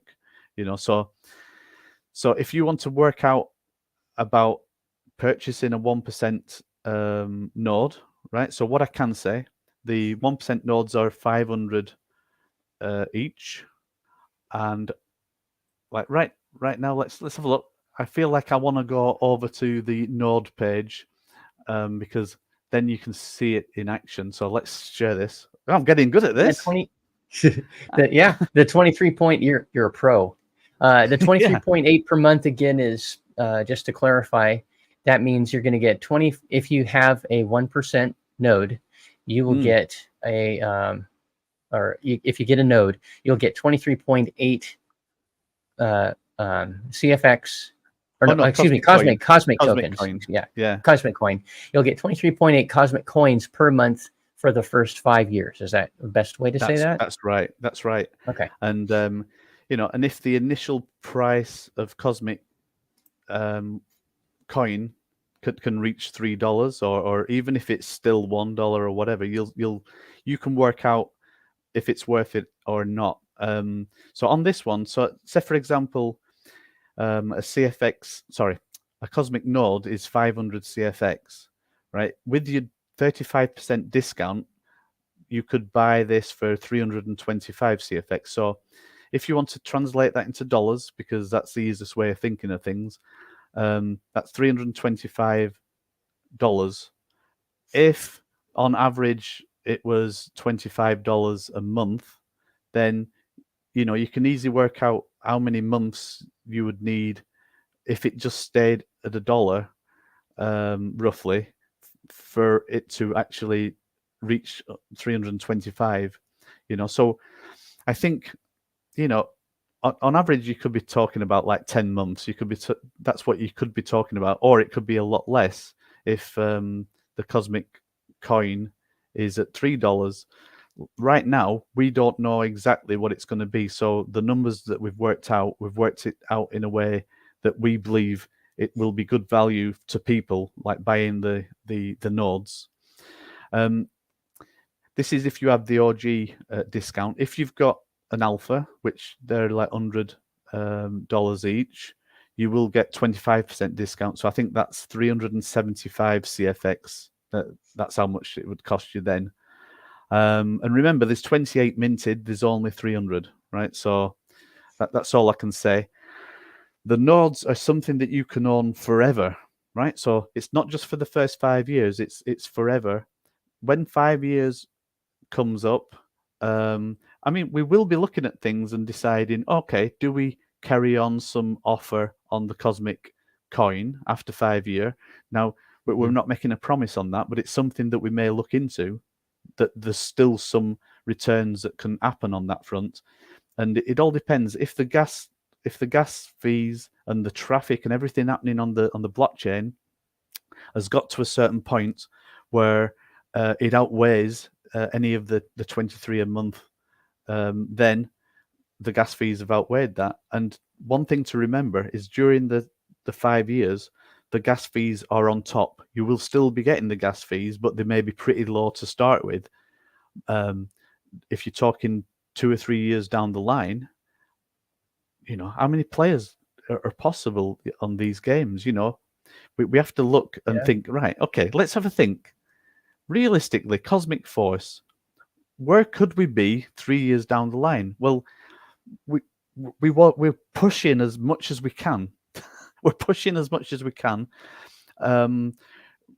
we've got the initial like backing from you guys. We've got good support. As we go forward, we're going to move faster and faster and faster when it comes to building gameplay, because there will be a little bit more money to be able to do things and be able to bring in more expertise and do things faster and better. So where could we be in 3 years? How many players could we have playing in any one day? I mean, you guys, Fowler, give us some numbers for some of the games out there. You know, you talk about EVE Online. At its peak, we're talking millions of players, aren't we? We're not talking 1,000, are we? We're talking millions. I mean, if you want to, like, they, you know, people don't understand that, like, when you start off with a small community. You put something out, the community uses it. Yes, it won't be the greatest passive income play of all time starting out, but with the whole point is to constantly try to raise funds to make things better. You know, we start off with something which is an alpha. It may not be pretty. You know, it may not be, you know, what you see as like a AAA game. But what the whole point is to get it up and to keep upgrading it. And then when when the right eyes see it, then something magical happens. It could be a marketing, something, anything. Steve could end up onboarding the really good marketing guy. He knows how to make things look a certain way in the gaming industry, right? Then people find their way into Cosmic Force. And they're just playing the game. We're not talking about the whole investor side where, you know, purchasing nodes and all this stuff. No, we're talking about the gamers. And when the gamers come and they start playing, they're going to start using all the little things, the stores. There's going to be transactions all over the place. And so the people who wondering, you know, are the node people going to make money? Yes, you have very huge potential in making a lot of money, because it only takes the right spark to go from 1,000 people to 100,000 people. And when you're at 100,000 people, you guys who have nodes, you probably won't even be talking to Steve anymore because you're going to be so doing your life. You're not going to be worried about Steve. Steve is probably not going to be worried about the game. It's going to be take care of itself at that point in time. I'll be like, make it so #1. Yeah. But we got to get, but that's the thing, guys. We got all, and it doesn't just go for Cosmic Force, it goes for my project too. And this is truly how I feel. You got to take things step by step. You got to understand where you're at in a project. And then you have to always look forward and have a vision forward. But if the community doesn't have a vision, it's going to be hard to get to that 100,000 mark. But they definitely, that Cosmic Force has a very huge potential. Because the thing is, guys, crypto is evolving. It's getting better. The world is not going towards the old financial system, the old tech, Web 2 world. We're not going back to that. We're not staying there. We're going forward. Decentralization is becoming a real thing. Games are going to have to be the same way. Games run on servers. The servers have to be upgraded. Their servers are going towards cloud-based performance. So this is where the world's going. Guess what? Cosmic Force is right here, ready to get picked up by anybody, while everybody else is still in the Web 2 world. So you got to look at it like that, guys. You're not behind. You're not anything like that. You're pioneers. You're in the alpha stage. You're getting ready for the big trip. Okay, so yeah, just buckle up, guys. You're in the right place. You got me excited, but that's right. Yeah, and there's go on. Oh, I was just going to say to finish or to add on to what Fowler's talking about. On the average day, they still have over 20,000 people playing at any given time. It's a different type of game, but they've been holding that type of number for. Well, it launched officially. Was it 04, Fowler? Because that's around when I got my first character in EVE. Was it right around 2004, 2003 with the Gamma? I think that's about right. But it didn't take very long, and everybody plays on the same server. They take it a little bit different. And the cloud gaming thing wasn't around back then. So but they decided they were going to do one server, like World of Warcraft as an example, or some others. They have this server for that, and but everybody's in one server on Eve. Now I think it's interesting that it's never gone really much higher on an average day where there's not hundreds of thousands or even millions playing at this point, but they have one heck of a hardcore community, and they are buying and selling stuff, and they changed their model to actually be one where you can now buy a lot of stuff. There's lots of microtransactions in the game, and I think they're making more now than they ever did off it. But anyway, I think that it's going to be interesting to see in 3 years. I don't know, OBZ, was it Teddy One or OBZ? Teddy One said he thinks maybe there'll be 500,000 players a day in 3 odd years. I could say, I was going to guess maybe a couple million at that point, but it's anybody's guess, really. Yeah, I think we have the possibility. I don't think we're going to have 50 million people playing at a time. I mean, that would be really cool, but and it's going to be interesting. And what we're doing from the beginning, and just to reiterate one thing, something that we've always said from the beginning, that this isn't a get rich quick scheme.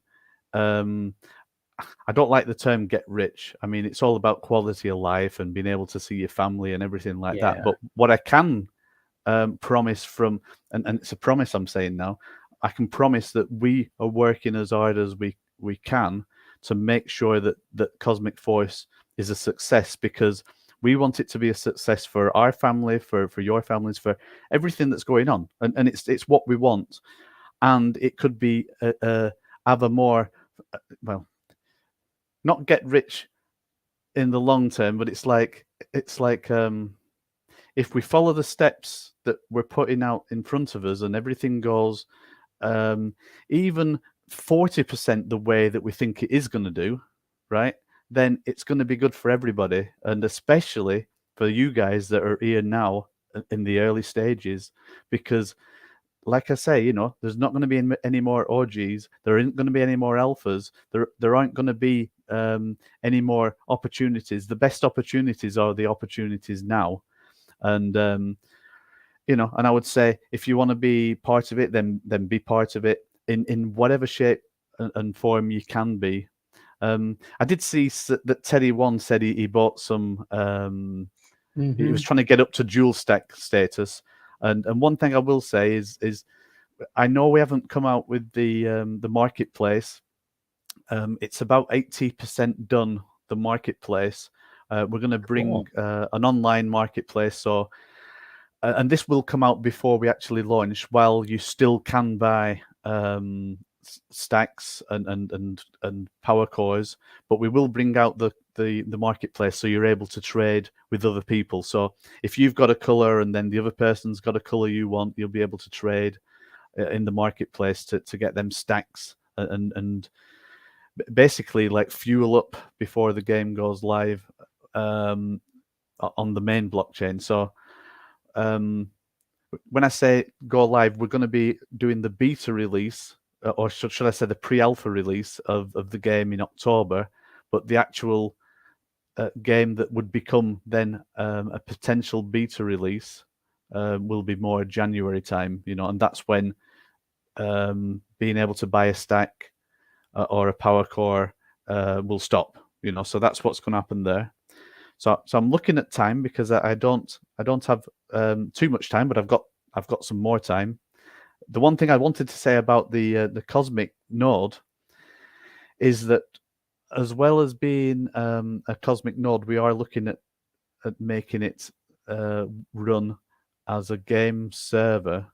Now, not going to go into detail now, but all I need to tell you is that as the game gets bigger and bigger, and there are more and more players, there's going to be more and more traffic.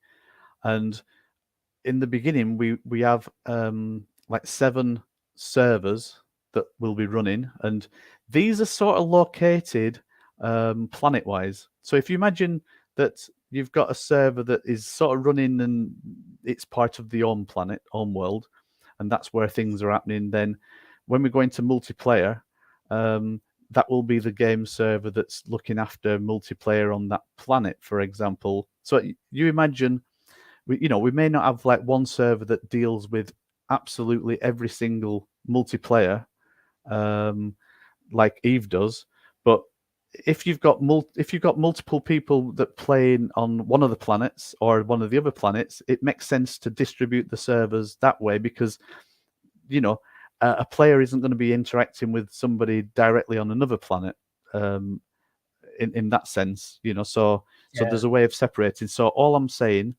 is, as the game gets busier and busier, we can upscale what we've got in place. It's all done in a way that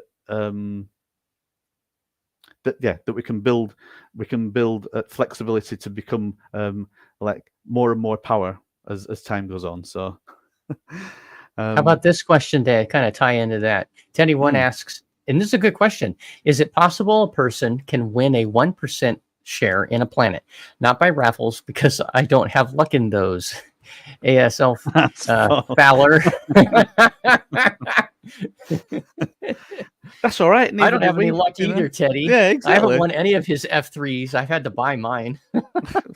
Yeah. I suck. But what do you think about that question? Any plans for anything like that? Well, yeah.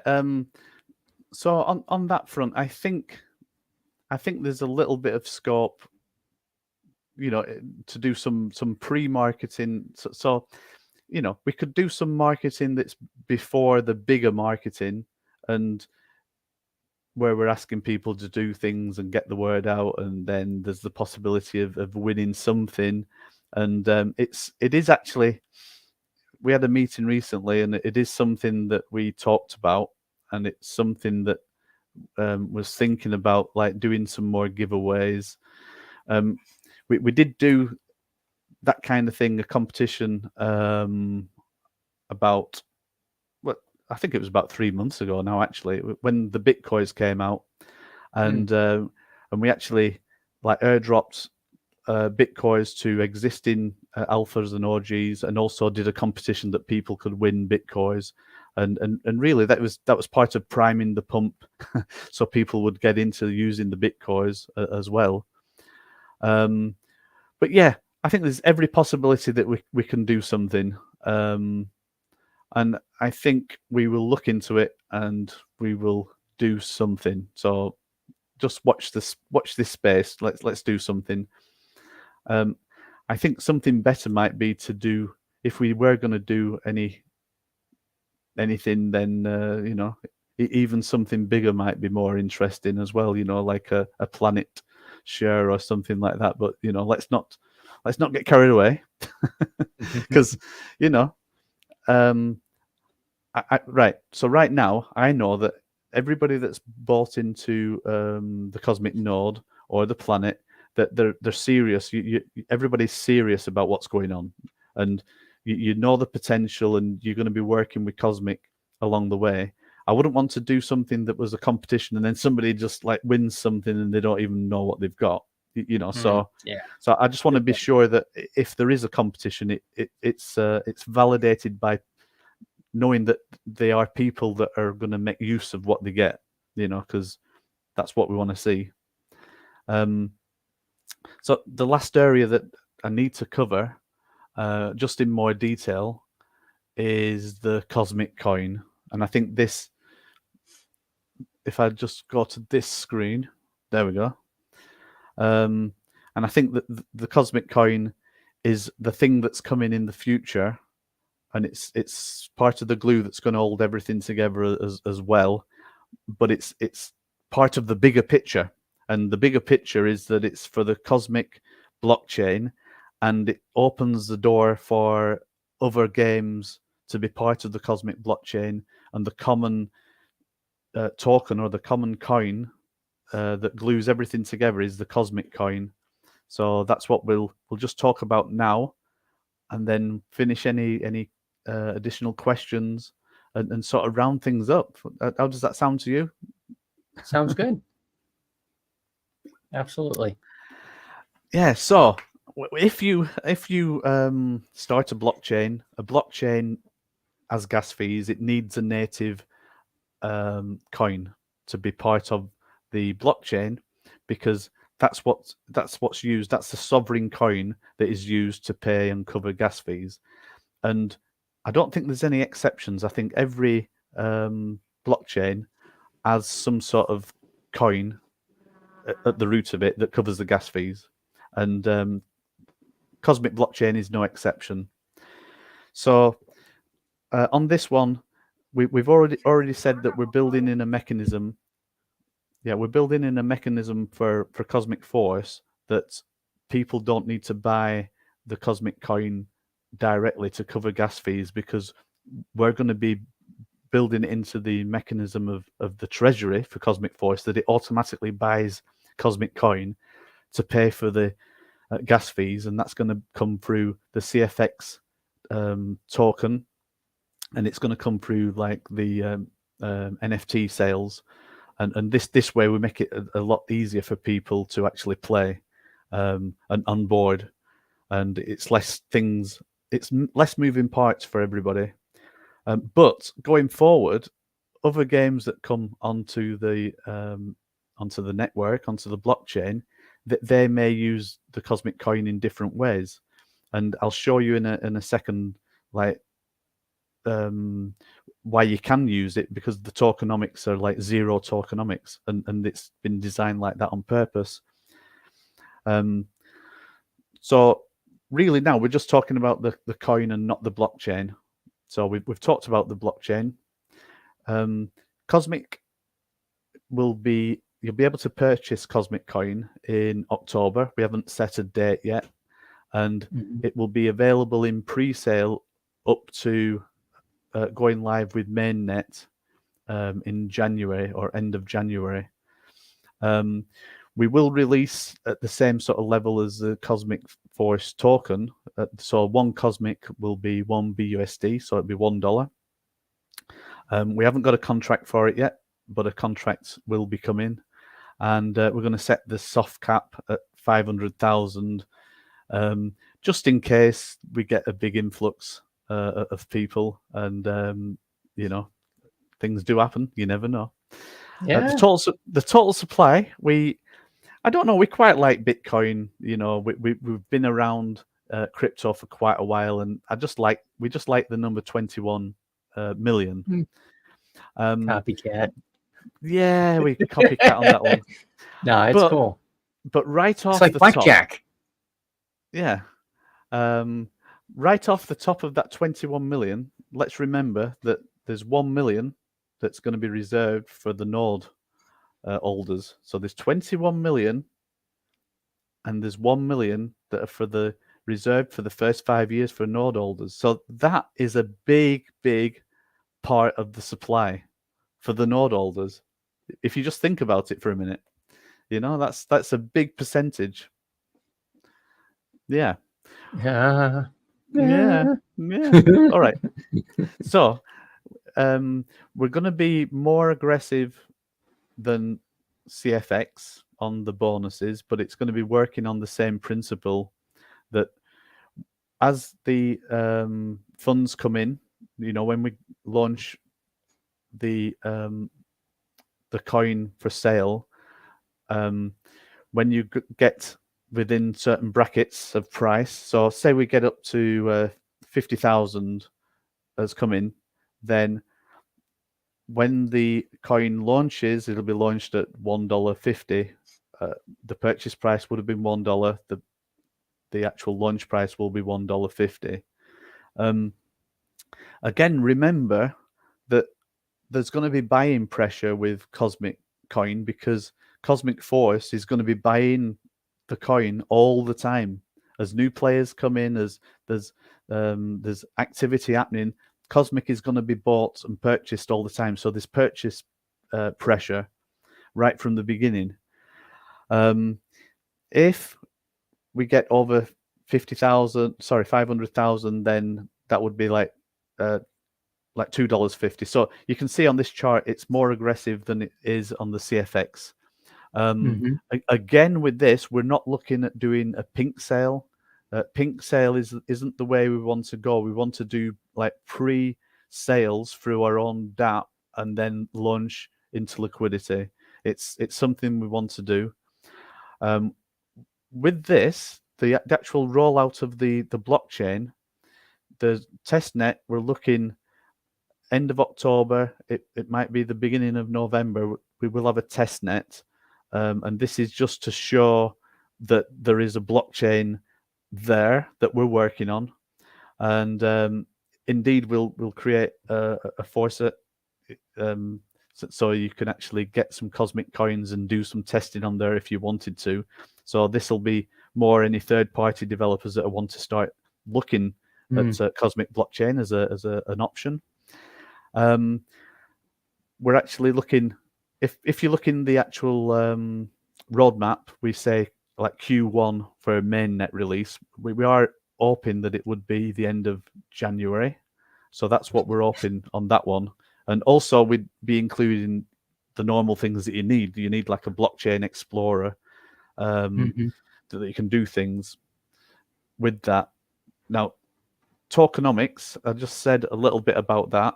And the tokenomics are that there'll be 0 tokenomics on Cosmic Coin. And that means, and I did mention this a little bit actually on Tuesday's show. So, but basically it means if you want to build on the blockchain, there's 0 tokenomics. It means there's no tax. You can put your own tax structure on your own coin, on your own game, whatever you want to do, building on top, which I think is a good thing.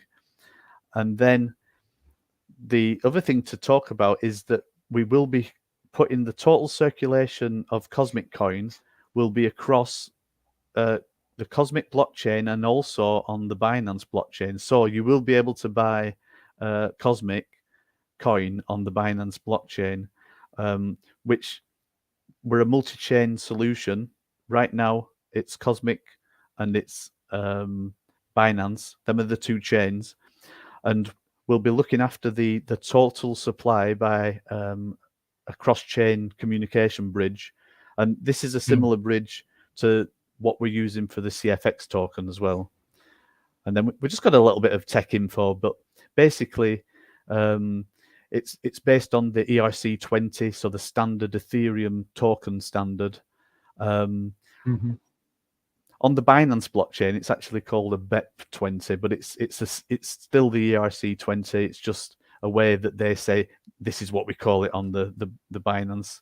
We were going to call it a COS20, but then we didn't want to confuse people, so we're just calling it a native ERC20 that's going to be there. And then there are extra details that we can go into on the allocation, and we haven't got time to go into that right now, but I think the main thing that wanted to say is that the overall infrastructure, everything that we've got going so far, it's all been built as stepping stones for the future to make the game a success. So there's a reason why we put everything into what we do.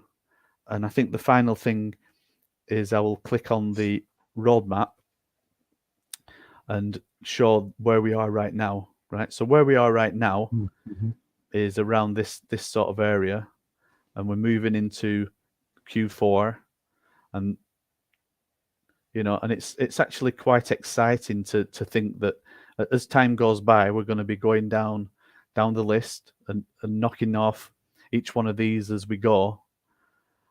Yeah, land mining claims, Cosmic Coin, manufacturing blueprints. Now you're just talking dirty to me now, Steve. Yeah, I want I like the manufacturing and the what's the market. I like the economics of this type of game. I'm going to be a land baron. I'm going to own some stuff. I'm going to make stuff. I'm excited. I'm going to do pew pew too. And before we I'm going to show you my setup that I'm going to be kicking some serious butts with before we actually log off in just a minute.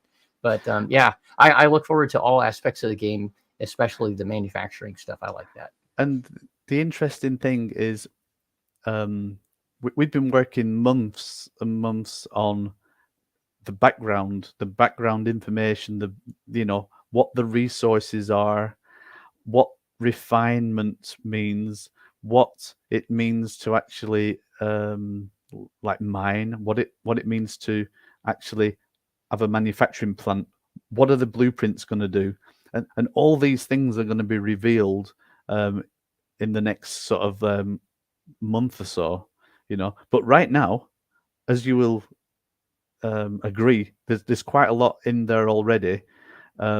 So yeah, we need to put it into the actual roadmap, but then we'll be revealing like the way everything else comes together, you know. And we are looking at existing games and how existing games do blueprints and all this kind of stuff. And we're also taking on board feedback from the community. So then if we go like into next year, you know, we're talking about actually launching the mining, launching.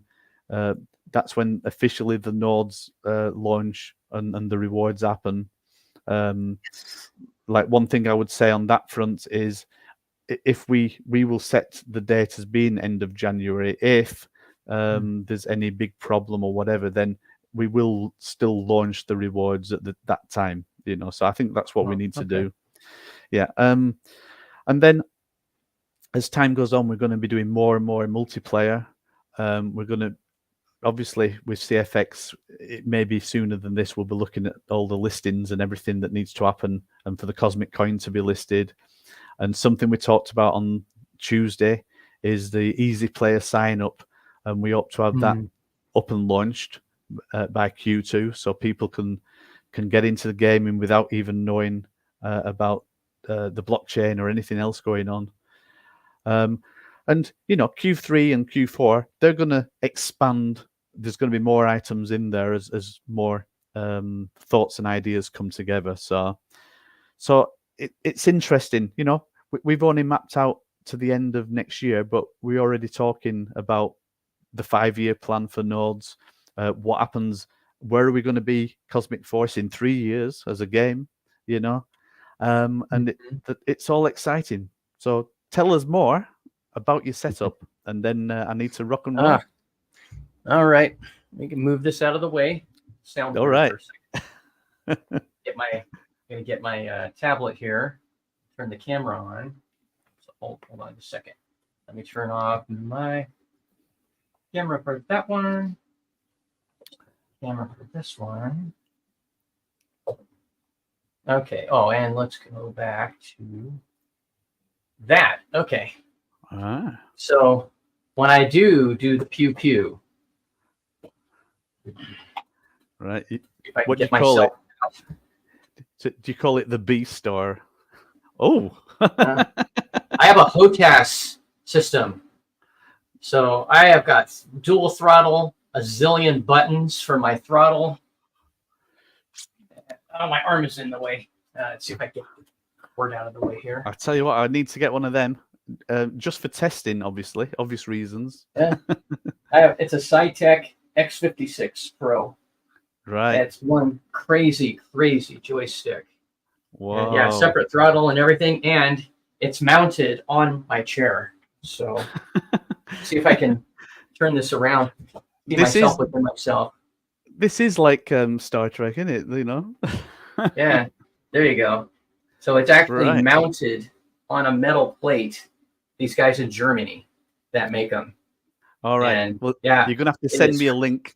Send me a link on what these are, you know, because these are crazy.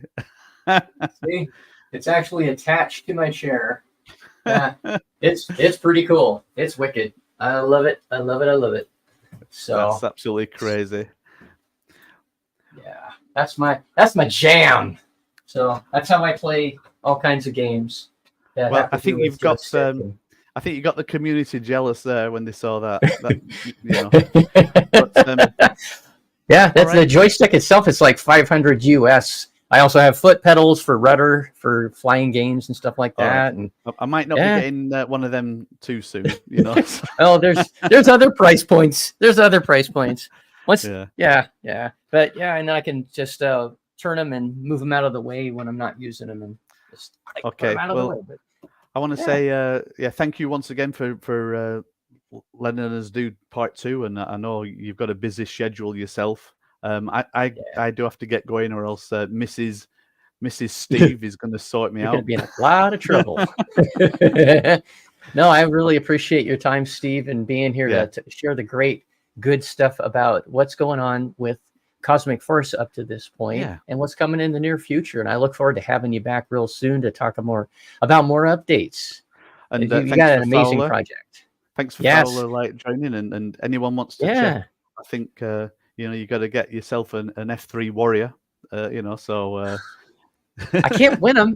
I was saying before, I can't win him. I was in his drawing last week twice, and I got nothing. So I actually bought some.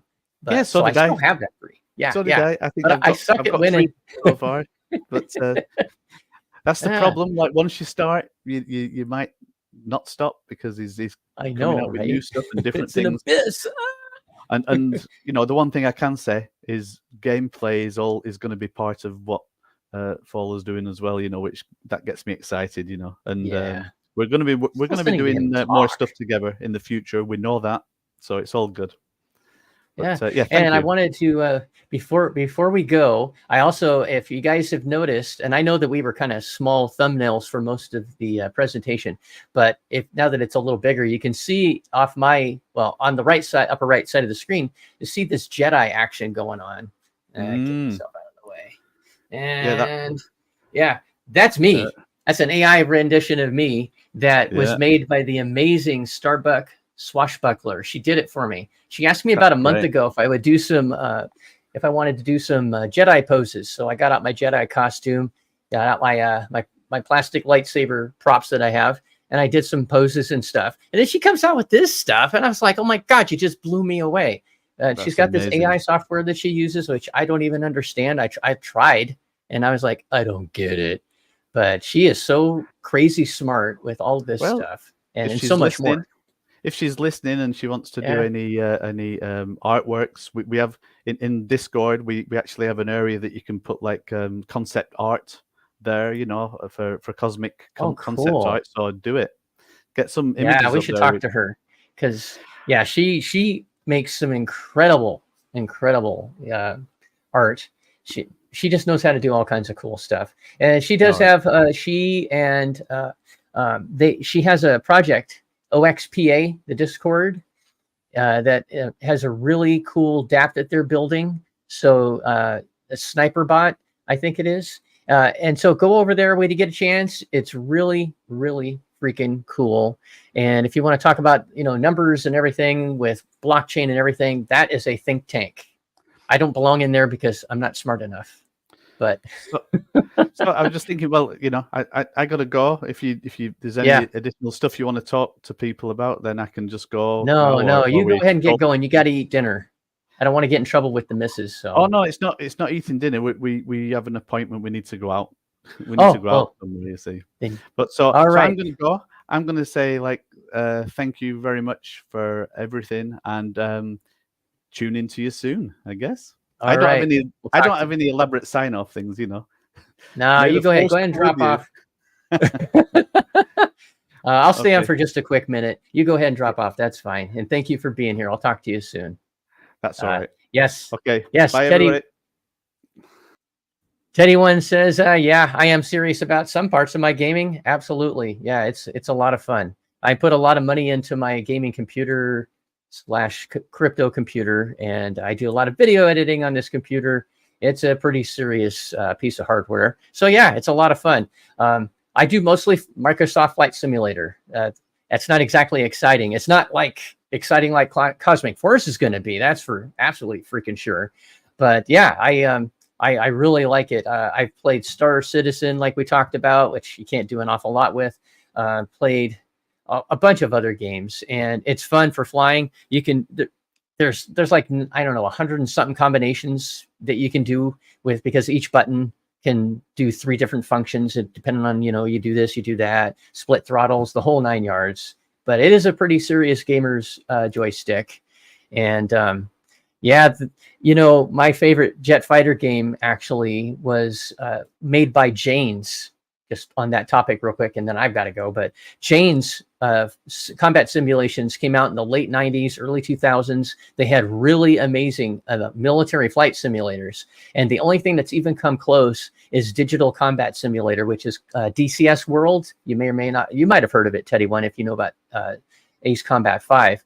And it's still in beta. It's almost as bad as Star Citizen, but at least you can freaking play it.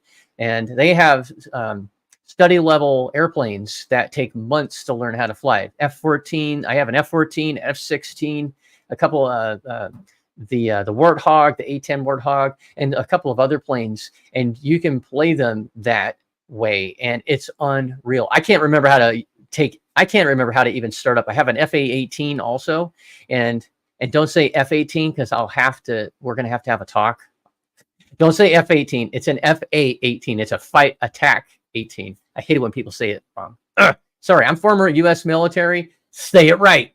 But yeah, that's an amazing game, and I would love at some point to get back into it. And then if there's anybody out there that is well seasoned in DCS world, hit me up at some point, maybe a couple months down the road, because I would love to be able to get into a squadron with some folks, guys and gals both, and be able to do some combat missions. Because if you look up DCS World, and there's a couple of really great channels out there where they have an entire squadron of guys, and they stream it while they go and do missions and stuff against each other, and it's just on freaking real. I just love that kind of stuff. So yeah. The OXPA, let's see if I can find it. Thank you for that, Jaco. Let me get that. Let's see if I can figure this out real quick. I think I got it. All right, let's put it in here. There, let's try that. There we go. I think I just sent it out to all the channels that are on the broadcast. So yeah, Diogenes, excuse me. And I'm honestly don't remember. I think there's 2 other members of that project, but they have something that's going to be coming to market in not too long, and it's going to be really freaking awesome. So thank you everybody for joining us.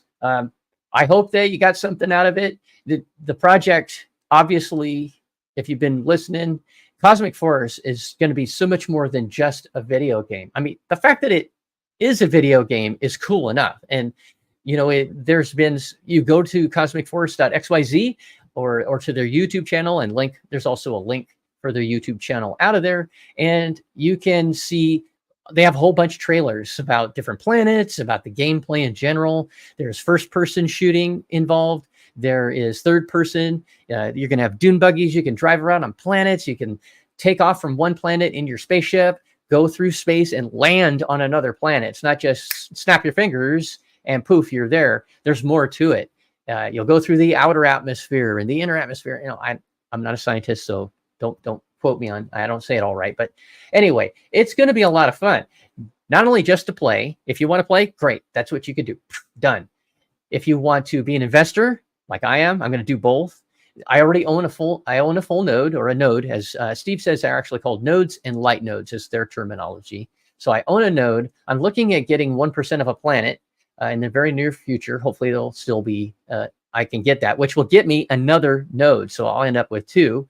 I currently have an alpha NFT, and I have a couple of bit cores that I do plan on getting some stack cores and some plate cores.